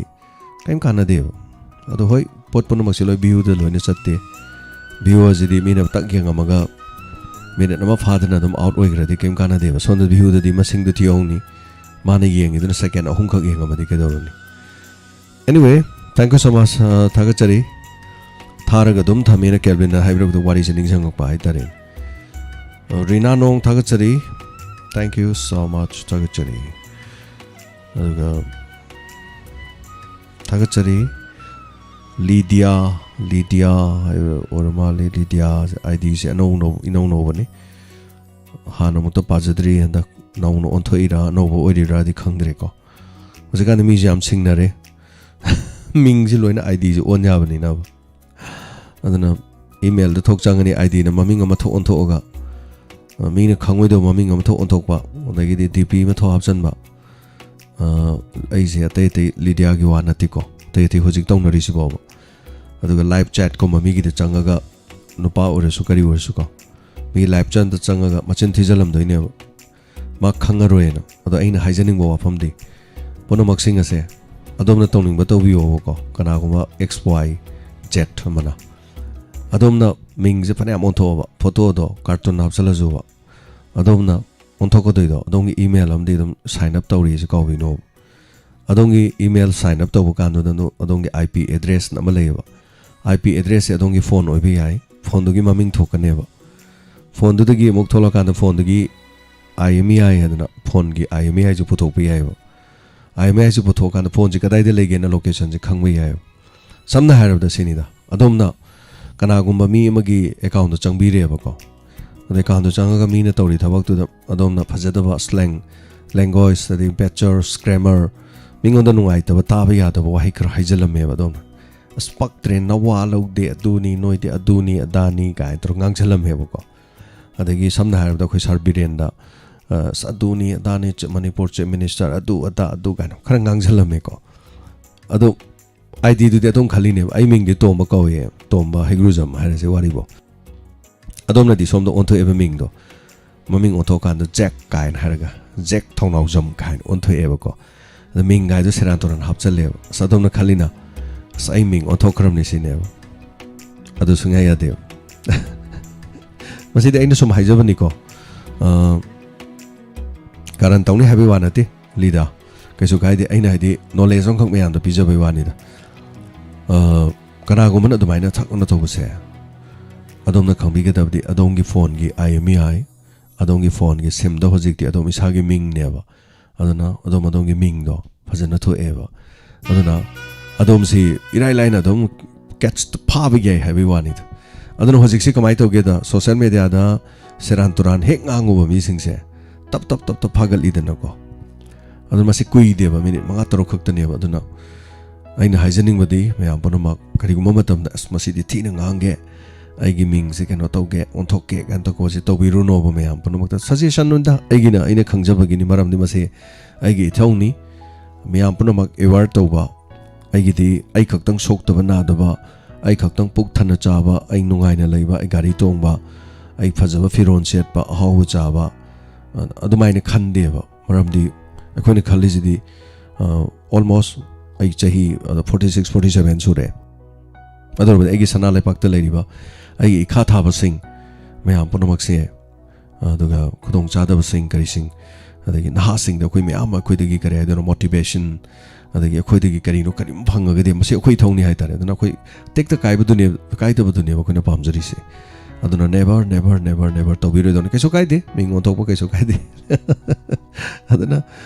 ꯍꯥꯟꯅꯗꯒꯤ ꯌꯥꯝ ꯃꯨꯟꯅ ꯈꯪꯕ ꯃꯤ ꯑꯃꯗꯤ ꯃꯥꯟꯕ ꯑꯗꯨ ꯀꯅꯥꯅꯣꯗꯤ ꯈꯪꯗꯕ ꯍꯥꯏꯇꯥꯔꯦ ꯑꯗꯣ ꯑꯩꯅ ꯈꯪꯒꯦ ꯍꯥꯏꯇꯥꯔꯒꯗꯤ ꯑꯩꯅ ꯁꯥꯏꯕꯔꯗꯀꯣ ꯁꯤꯒꯤ ꯑꯥꯏꯗꯤꯁꯤ ꯃꯃꯤꯡ ꯀꯅꯥꯗ ꯂꯩꯒꯦꯅ ꯑꯩꯅ ꯇꯛꯅ ꯍꯪꯕ ꯏꯔꯥꯏ ꯂꯥꯏꯌꯦꯕ ꯈꯪꯉꯦ ꯍꯥꯏꯕꯒꯤ ꯋꯥꯅꯤ ꯑꯗꯨꯅ ꯁꯣ ꯃꯤꯅ ꯂꯣꯠꯂꯤꯁꯦ ꯑꯩꯈꯣꯏꯅ ꯂꯣꯠꯂꯤꯁꯤ ꯀꯩꯗꯧꯒꯦꯗ ꯃꯥꯏꯁꯦ ꯁꯨꯃꯥꯏꯅ ꯎꯄꯨ ꯃꯔꯨꯝꯗ ꯁꯨꯃꯥꯏꯅ ꯂꯣꯠꯄ ꯃꯥꯏꯁꯦ ꯑꯗꯨꯒ ꯏꯁꯥꯗꯣ ꯀꯔꯤ ꯍꯥꯏꯗꯣꯏꯅꯣ ꯇꯨꯡꯒꯨꯝꯕ ꯅꯤꯡꯒꯨꯝꯕ ꯈꯣꯡꯒꯨꯝꯕꯁꯤ ꯅꯪꯒꯟꯗ ꯂꯣꯏ ꯑꯩ ꯀꯦꯀꯨ ꯍꯥꯏꯅ ꯂꯣꯠꯄꯗꯣ ꯃꯥꯏꯗꯪ ꯂꯣꯠꯄ ꯑꯇꯩꯗꯤ ꯂꯣꯏ ꯎꯕꯗꯣ ꯌꯣꯡꯅ ꯂꯣꯠꯄ ꯈꯨꯂꯣꯠ ꯑꯃ ꯂꯩꯗꯥꯏꯅꯦ ꯂꯣꯏ ꯈꯪꯕꯅꯦ ꯍꯥꯏꯕꯒꯤ ꯋꯥꯅꯤꯗ ꯊꯥꯒꯠꯆꯔꯤ ꯑꯗ ꯂꯤꯗꯥꯁꯦ ꯄꯨꯖꯥ ꯑꯣꯏ ꯂꯩꯔꯝꯃꯦ ꯁꯣ ꯄꯨꯖꯥꯅ ꯍꯥꯏꯗꯣꯔꯦ ꯄꯨꯖꯥ ꯊꯥꯒꯠꯆꯔꯤ ꯑꯩꯒꯤ ꯏꯆꯜꯅꯨꯄꯤ ꯄꯨꯖꯥ ꯑꯊꯣꯛꯄꯝꯗꯒꯤ ꯊꯦꯡꯛ ꯌꯨ ꯁꯣ ꯃꯆ ꯄꯨꯖꯥ ꯑꯗꯨꯅ ꯑꯩꯅꯁꯨ ꯈꯪꯕ ꯃꯤ ꯑꯃꯗꯤ ꯃꯥꯟꯕ ꯍꯥꯏꯇꯥꯔꯦꯀꯣ ꯑꯗꯨꯒꯤꯅꯤꯗ ꯀꯩꯁꯨ ꯀꯥꯏꯗꯦ ꯏꯆꯟꯅ ꯀꯔꯤ ꯑꯀꯥꯏꯕ ꯇꯧꯔꯨꯅꯦꯒꯦ ꯑꯗꯨꯒ ꯑꯩꯅ ꯄꯥꯝꯖꯕꯗꯤ ꯗꯥꯏꯃꯟ ꯇꯥꯕꯤꯔꯤꯕ ꯃꯌꯥꯝ ꯏꯆꯤꯜ ꯏꯅꯥꯎ ꯃꯌꯥꯝ ꯄꯨꯝꯅꯃꯛ ꯍꯥꯏꯇꯥꯔꯦ ꯑꯩꯗꯤ ꯑꯋꯥꯕ ꯑꯝꯇ ꯇꯥꯍꯟꯖꯅꯤꯡꯗꯦꯕ ꯇꯥꯕꯤꯗꯕꯁꯤꯡꯁꯨ ꯉꯥꯏꯔꯦ ꯑꯃꯁꯨ ꯉꯥꯏꯔꯦ ꯑꯩꯈꯣꯏꯅ ꯈꯪꯖꯕꯗꯨꯗꯤ ꯁꯤꯌꯥꯔ ꯇꯧꯔꯤꯗꯨꯅꯦꯕ ꯑꯩꯈꯣꯏꯅ ꯁꯤ ꯇꯧꯒꯅꯨ ꯃꯌꯥꯝ ꯁꯨꯃꯥꯏꯅ ꯇꯧꯕꯁꯤ ꯐꯠꯇ꯭ꯔꯕꯅꯤꯅ ꯑꯁ ꯃꯌꯥꯝ ꯈꯪꯗꯇꯣꯏꯅꯦ ꯑꯩꯉꯣꯟꯗ ꯍꯧꯖꯤꯛ ꯂꯥꯛꯏꯕ ꯀꯣꯜꯁꯦ ꯃꯔꯛ ꯃꯔꯛꯇꯒ ꯂꯥꯛꯄꯅꯦꯕꯀꯣ ꯑꯁ ꯇꯥꯕ ꯉꯝꯃꯣꯏ ꯃꯌꯥꯝ ꯑꯩꯅ ꯇꯧꯒꯅꯨ ꯍꯥꯏꯕ ꯊꯕꯛꯇ ꯇꯧꯔꯨꯕꯒꯤꯕꯀꯣ ꯑꯁ ꯑꯉꯛꯄ ꯃꯌꯥꯝꯅꯤ ꯃꯁꯤ ꯇꯝꯃꯗꯤ ꯂꯣꯏꯕ ꯅꯥꯏꯔꯣꯏ ꯅꯣꯛꯅꯤꯡꯈ꯭ꯔꯖꯥꯠꯅꯦꯕ ꯑꯩꯅ ꯇꯧꯒꯅꯨꯀꯣ ꯋꯥꯆꯦꯞꯇ ꯁꯨꯃꯥꯏꯅ ꯇꯧꯒꯅꯨ ꯐꯦꯁꯕꯨꯛꯇ ꯁꯨꯃꯥꯏꯅ ꯇꯧꯒꯅꯨ ꯃꯦꯁꯦꯟꯖꯔꯗ ꯁꯨꯃꯥꯏꯅ ꯇꯧꯒꯅꯨꯅ ꯍꯥꯏꯕꯗꯣ ꯑꯩꯅ ꯍꯥꯏꯕꯁꯤꯡꯗꯣ ꯃꯣꯏꯅ ꯇꯧꯔꯨꯕ ꯑꯗꯩꯗꯤ ꯗꯁꯥ ꯇꯥꯔꯀꯥꯟꯗꯗꯤ ꯀꯩꯗꯧꯔꯦ ꯁꯥꯔ ꯀꯃꯥꯏꯅ ꯇꯧꯗꯣꯏꯅꯣ ꯑꯩ ꯄꯨꯟꯁꯤꯁꯦ ꯑꯝꯇ ꯀꯟꯕꯤꯌꯣ ꯁꯨꯃꯥꯏꯅ ꯇꯧꯔꯦꯅ ꯇꯧꯅꯦꯕ ꯑꯗꯨꯅ ꯃꯁꯤ ꯈꯪꯗꯕꯅꯤ ꯈꯪꯗꯕꯗꯒꯤ ꯁꯣꯏꯈꯤꯕ ꯍꯥꯏꯕ ꯑꯃ ꯂꯩꯌꯦꯕꯀꯣ ꯁꯣꯏꯈꯤꯕꯗꯨꯗꯤ ꯁꯣꯏꯈꯤꯕꯅꯦꯕ ꯉꯥꯛꯄꯤꯔꯒ ꯂꯣꯏꯔꯦꯕ ꯁꯣ ꯊꯥꯒꯠꯆꯔꯤ ꯍꯟꯅ ꯇꯦꯟꯁꯤꯟꯖꯒꯦ ꯍꯟꯅ ꯌꯥꯝ ꯁꯥꯟꯅ ꯉꯥꯡꯖꯔꯦ ꯑꯗꯨꯒ ꯃꯊꯪꯗ ꯏꯁꯩ ꯑꯃ ꯈꯨꯗꯣꯜ ꯇꯝꯖꯒꯦ ꯉꯁꯤꯒꯤ ꯏꯁꯩꯁꯤꯗꯤ ꯉꯁꯤ ꯅꯣꯡꯃ ꯅꯤꯅꯤ ꯊꯥꯗ꯭ꯔꯕ ꯏꯁꯩꯅꯤ ꯀꯔꯝꯕ ꯏꯁꯩ ꯌꯦꯅꯤꯡ ꯍꯨꯜꯂꯛꯂꯦ ꯈꯨꯗꯣꯜ ꯇꯝꯖꯒꯦ ꯃꯌꯥꯝ ꯉꯥꯏꯍꯥꯛꯇꯪ ꯇꯥꯃꯤꯟꯅꯁꯤ ꯃꯌꯥꯝ ꯄꯣꯊꯥꯃꯤꯟꯅꯁꯤ ꯁꯣ ꯊꯦꯡꯛ ꯌꯨ ꯁꯣ ꯃꯆ ꯑꯊꯦꯡꯕ ꯐꯥꯎꯕꯗ ꯌꯥꯎꯕꯤꯔꯤꯕꯁꯤꯡ ꯍꯟꯅ ꯊꯥꯒꯠꯆꯔꯤ ꯈꯨꯗꯣꯜ ꯇꯝꯖꯔꯤ ꯁꯠꯇ꯭ꯌ ꯅꯤꯉꯣꯝꯕꯒꯤ ꯃꯌꯦꯛꯇꯅꯤ ꯕꯤꯅꯣꯗ ꯀꯨꯃꯥꯔ ꯁꯔꯃꯅ ꯃ꯭ꯌꯨꯖꯤꯛ ꯑꯣꯏꯕ ꯑꯩ ꯏꯁꯥꯃꯛꯀꯤ ꯈꯣꯟꯖꯦꯜꯗ ꯈꯨꯗꯣꯜ ꯇꯝꯖꯔꯤ ꯌꯦꯅꯤꯡ ꯍꯨꯜꯂꯛꯂꯦ ꯑꯩꯒꯤ ꯊꯃꯣꯏꯁꯦ ꯇꯥꯕꯤꯁꯦ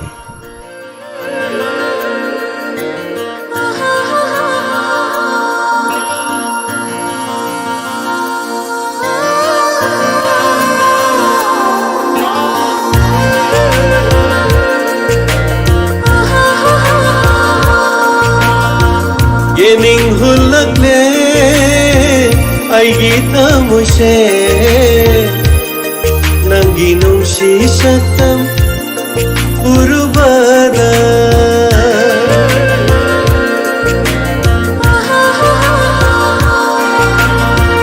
yening hulakle aigi tamuse nangi nungsi satam urubada tapthaba ngamlaktare aigi pukningse pathaba ngamlaktare aigi wakhalse nangi saktamna yakai hallare nangi saktamna yakai hallare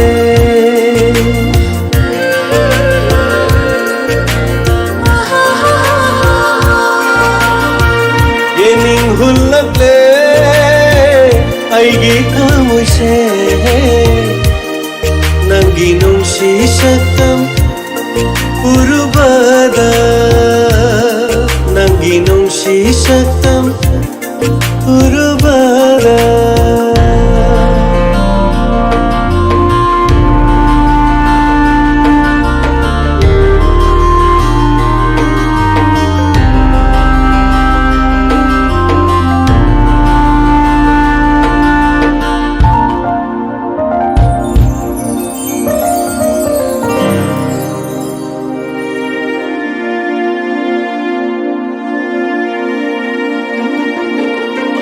ꯈꯪꯂꯝꯗꯕ ꯅꯨꯡꯁꯤꯕ ꯈꯪꯍꯜꯂꯦ ꯅꯪꯅ ꯎꯔꯨꯕ ꯌꯦꯡꯂꯨꯕꯗ ꯅꯪꯒꯤ ꯁꯨꯝꯍꯠꯄ ꯁꯛꯇꯝ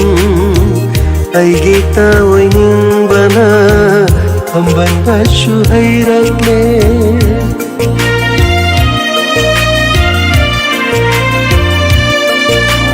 ꯈꯪꯂꯝꯗꯕ ꯅꯨꯡꯁꯤꯕ ꯈꯪꯍꯜꯂꯦ ꯅꯪꯅ ꯎꯔꯨꯕ ꯌꯦꯡꯂꯨꯕꯗ ꯅꯪꯒꯤ ꯁꯨꯝꯍꯠꯄ ꯁꯛꯇꯝ ꯑꯩꯒꯤ ꯇꯥꯑꯣꯏꯅꯤꯡꯕꯅ ꯐꯝꯕꯟꯕꯁꯨ ꯍꯩꯔꯛꯂꯦ ꯃꯤꯀꯨꯞ ꯑꯃꯠꯇꯁꯨ ꯀꯥꯎꯕ ꯉꯝꯗꯔꯦ ꯃꯤꯀꯨꯞ ꯑꯃꯠꯇꯁꯨ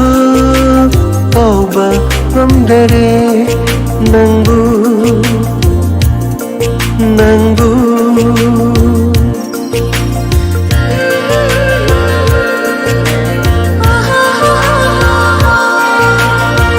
예닝 훌락래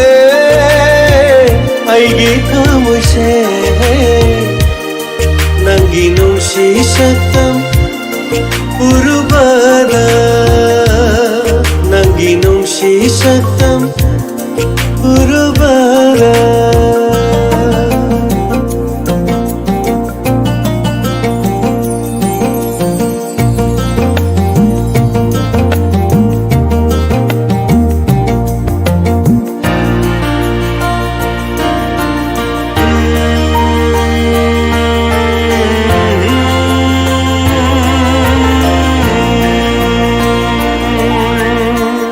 Babalang sahuna unakpada nung si irik na jothalle aigi hachang se nanggiyathang amabu pangnaba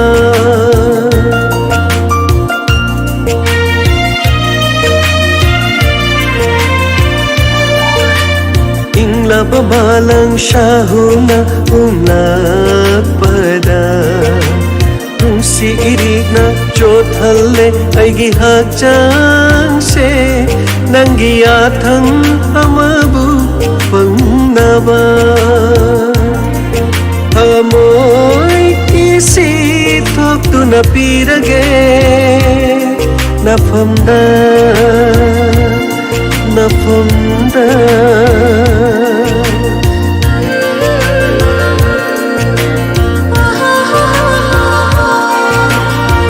Yening hulakle aigi tamuse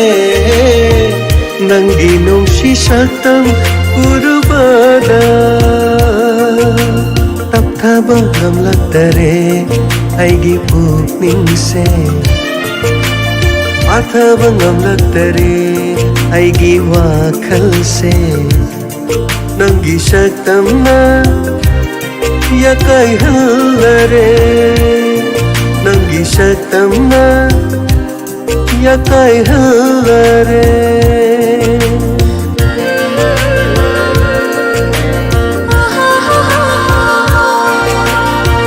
yening hulakle aigi kamuse nangi nungsi saktam urubada nangi nungsi saktam urubada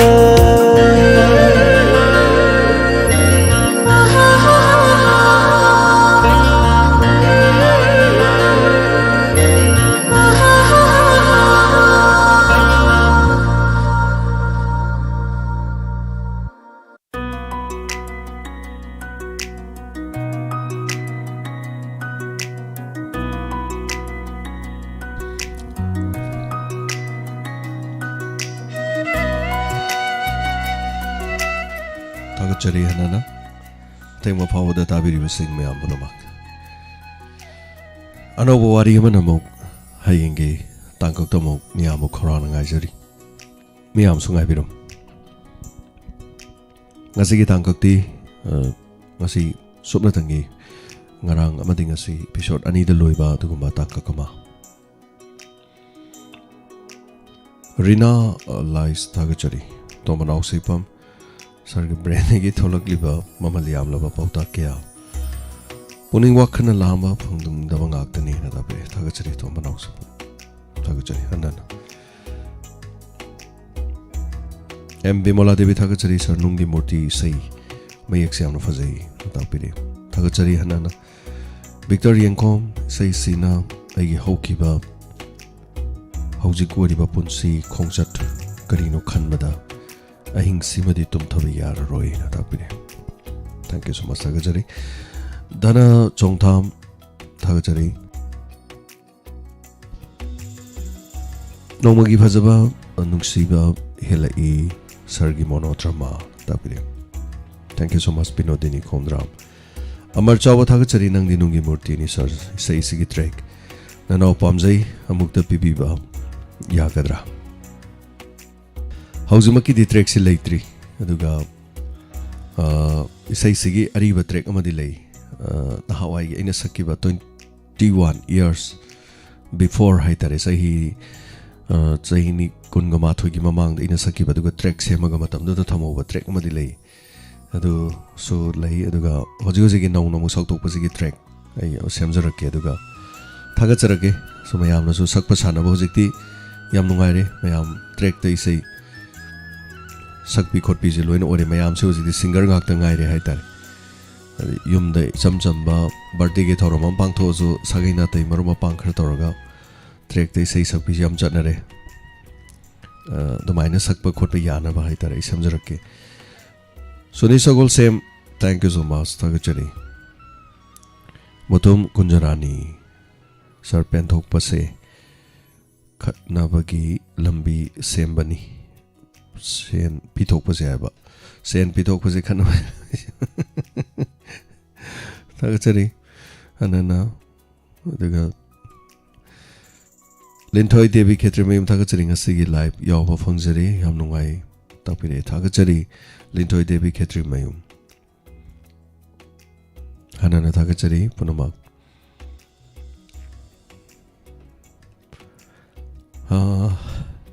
Amar चावबा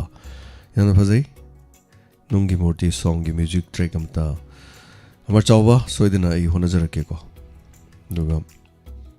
thank you so much सोनातो मी सोमराय लापम पुरमा थागचरी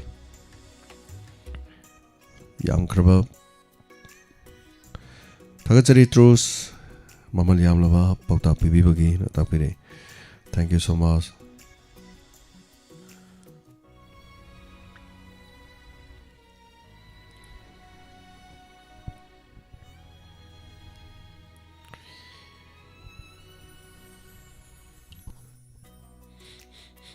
thank you so much thank you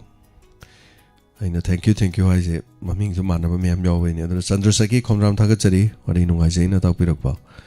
अदुगा पेबा Medawati thank you so much tension जगे ma'am की comment पाबसु दम नुंगाइ मैम करी हारिबा खनाना करी हारिबा खंजबगे हाइतारे थागचरी विक्टर यंखोम कदाइदे फंगनी इसै जे हाप्त्री ट्रैक ओइना दे अदुगा आइना थाजब इसै दुदगी कक तौ गाइरे अदोम होजिति यूट्यूब ता अखोइगी अपडेट तौथोपियो अदुगा काटी मा यावबने काटी दु किट नम ककपसु याइदन अदुनि मिनट यामनादि कक यादबने स्क्रीनशॉट कुम लौबसु दुम याइ एनीवे आइना खंग हाइजद्रसु दुम यामना हेना खंबिरमन मसिनि थागचरी अदन लोइसलकपदा इसै मते Matang खुदोल थमजगे Janemic Sanagi, say Mate Amadang in a Saxaki Visay Maduga. Says Gimanung the Mayam, a question of Naina Bahitarico. Lekai Hayu Habanata Mayam, a quick community, Mayamna Nasigi, Toromsi Yobi Sing, Isai Lamse, Lamaming to Katavio, sometimes Tawal, Kongjom, Kaksing, Delhi. Kayamagam Lamsi, we have to Mayam Kongnasel. So I say Tazarake says Gimanunda. मियामना हाइबिरक्से खुदल थमजरी इसे Simone दमयाम इसाई सागिलम तापिरक्से लेहौरिंग सिदि थामुइनुंदा कावनंदना सोनथरा थमो thêm lambi awano ngai kayada thim lambi karigi ai bot latnari changena si se nangi changela si se nangi nangi wahai kayana nangi wahai kayana lay haurenga sidi thamoida kawangamdana thamoida kawangamdana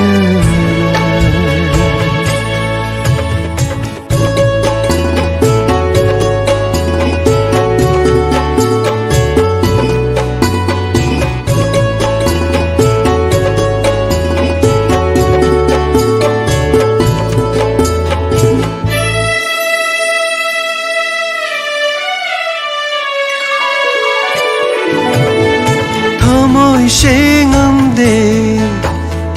thêm chính ba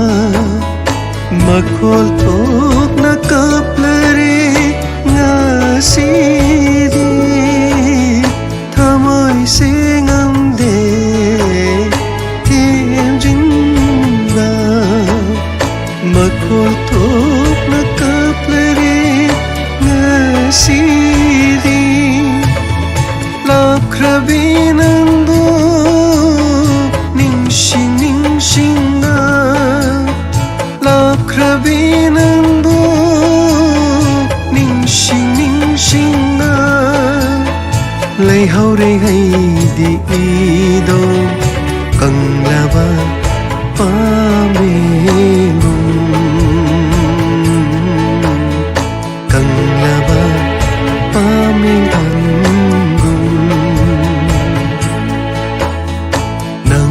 wahai kayana lay haurenga sidi thamoida kawangamdana thamoida kawangamdana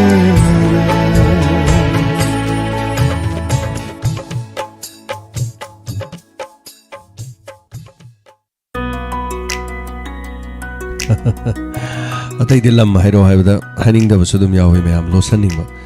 ऐसे करी लमदैनो highs मीने खंगिने न वाबसु याव माले कैसो काइदे lotion बियो हनना थागचरी याम नुवाइजै हाइजरुबदा खर खोमबिरकबा Ambika case ऐ लाइफम खुनौदैने तोम्बी खरकपम ऐ मोइरांगदगिने बिनोदिनी खोमद्राम क्वासिफाइदगिनी थोकचोम चेमेरी बामोन कंपुदगिनी तोमनो माइथेम कक्सिंग तापिरे कक्सिंग नाउबी मेनौना माइरापम ऐवोबगाइदगिनी संतोष अंगोम फयेंगदगिनी अदुगा साबिर माइबमना हाइबिद्रे केबलिन मरांग थ्रेम कांगबम लेकाइदगिनी न तापिरे बेबा मेधापति लंबोय खोनांग खोंगदगिनी न तापिरे सनातो मिसमराय लापम लारिक एम्बम लेकाइदगी हिंदी लाइश्रम थोबाल वांग मतामा लिंथोय देवी खेत्री मयुम कक्चिंग दगिनी न तापिरे लोलो मरिंग बाई बसन कुंज दिल्ली दगिने ना तापिरे मणिपुर दगी ओरसु हुजुजिक लैबदो बसन कुंज थागचरी मैडम बसन कुंज निंगसिंग लै दिल्ली गी मफम हाइतारे अरुण यकोजम थोबाल शेर तापिरे थागचरी एम बिमोला ऐ कक्चिंग दगिने थागचरी अतै हाबिरकपदा धना चोंगथाम नहान मखै लाइम अनुंग स्टॉल महान याव ngomudre तापिरे थागचरी तोम्बी चिरोम नै वाइ खोंगदगिने तापिरे चंचन कुमारी हाइब्रक्तरे लम वेक्टर यंगखोम सिंगजमैदगिने ना मेधापति पेबम थागचरी मनिहल नावरेम कक्चिंग ने तापिरे सुनी सगोल सेम ऐ वांगु लमखाइदगिने ना सकिटोम्बी मयांग लमम उमाथेल कक्चिंग खुनौदगिने तापिरे धना चोंगथाम नै मोइरांगदगिने तापिरे दुगा Lalita नामैरापम क्यामगे अवांग लेकाय MU main gate ममांगदगिने मेमचा Sagol same लमदे हाबिरक्तरे थागचरी sumaina tawdana mathang haibirak pa yam nungaijai khara haibirak pa sigidama aduga liklahana ibam diar degini tapire hemolata na sarai khurai degini ana tapire lamlo laga kari kanagi islam ismatun alilong degini na tapire thagachari ismatun yorbung degini na tapire kingshan thank you so much kingshan tapire ko mayam se kori karai mo yamna tagi karai de karai kai legena harak ko khangjaba hai tare ko so thank you so much thagachari mayam panama aroiba oinai sei matek sima tabiraga formulation bagi ya betul sih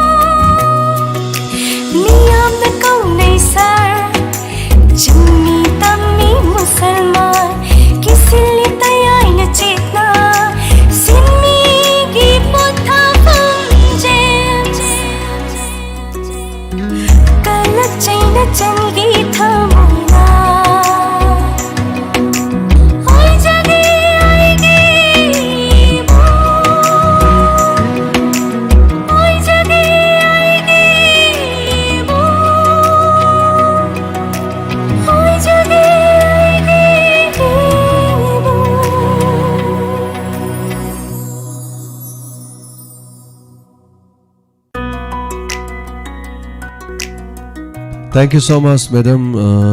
Ma'am Chasagol same I wang jing dagi ne na tapire. Thank you so much. Kadang bandagi. Chingakam Kajal. Thank you so much, Kajal. Sagi sum haibirok podo sing ba hairok podo. Koi lo laga kari tawruni. Thank you so much. Hana na thagachari. Aduga sapati ki sei ma'am thagat pirok po. Thank you so much thagachari. Ma'am section na laibiyo. Take the kaida na laibiyo. aduga Kelvin saisi asapati phero jamna sakpi saini du dynamic sanana ibibani muja RK Birendra jitna sembi bi sain chal dynamic sanana mabung aibu sai tharaga ibe sai amakang ni hai tar kaisu matik sajade sai sigi adubu chalna magi thamoi da phaubi rokpa sai do ira kandi sai wono thorok pani ekhodi loina chatki gani adubu isai de lehogani Nasi isai sigi magun kari mata yaudi na khalaso kari uma taibang mapuna ekoi puna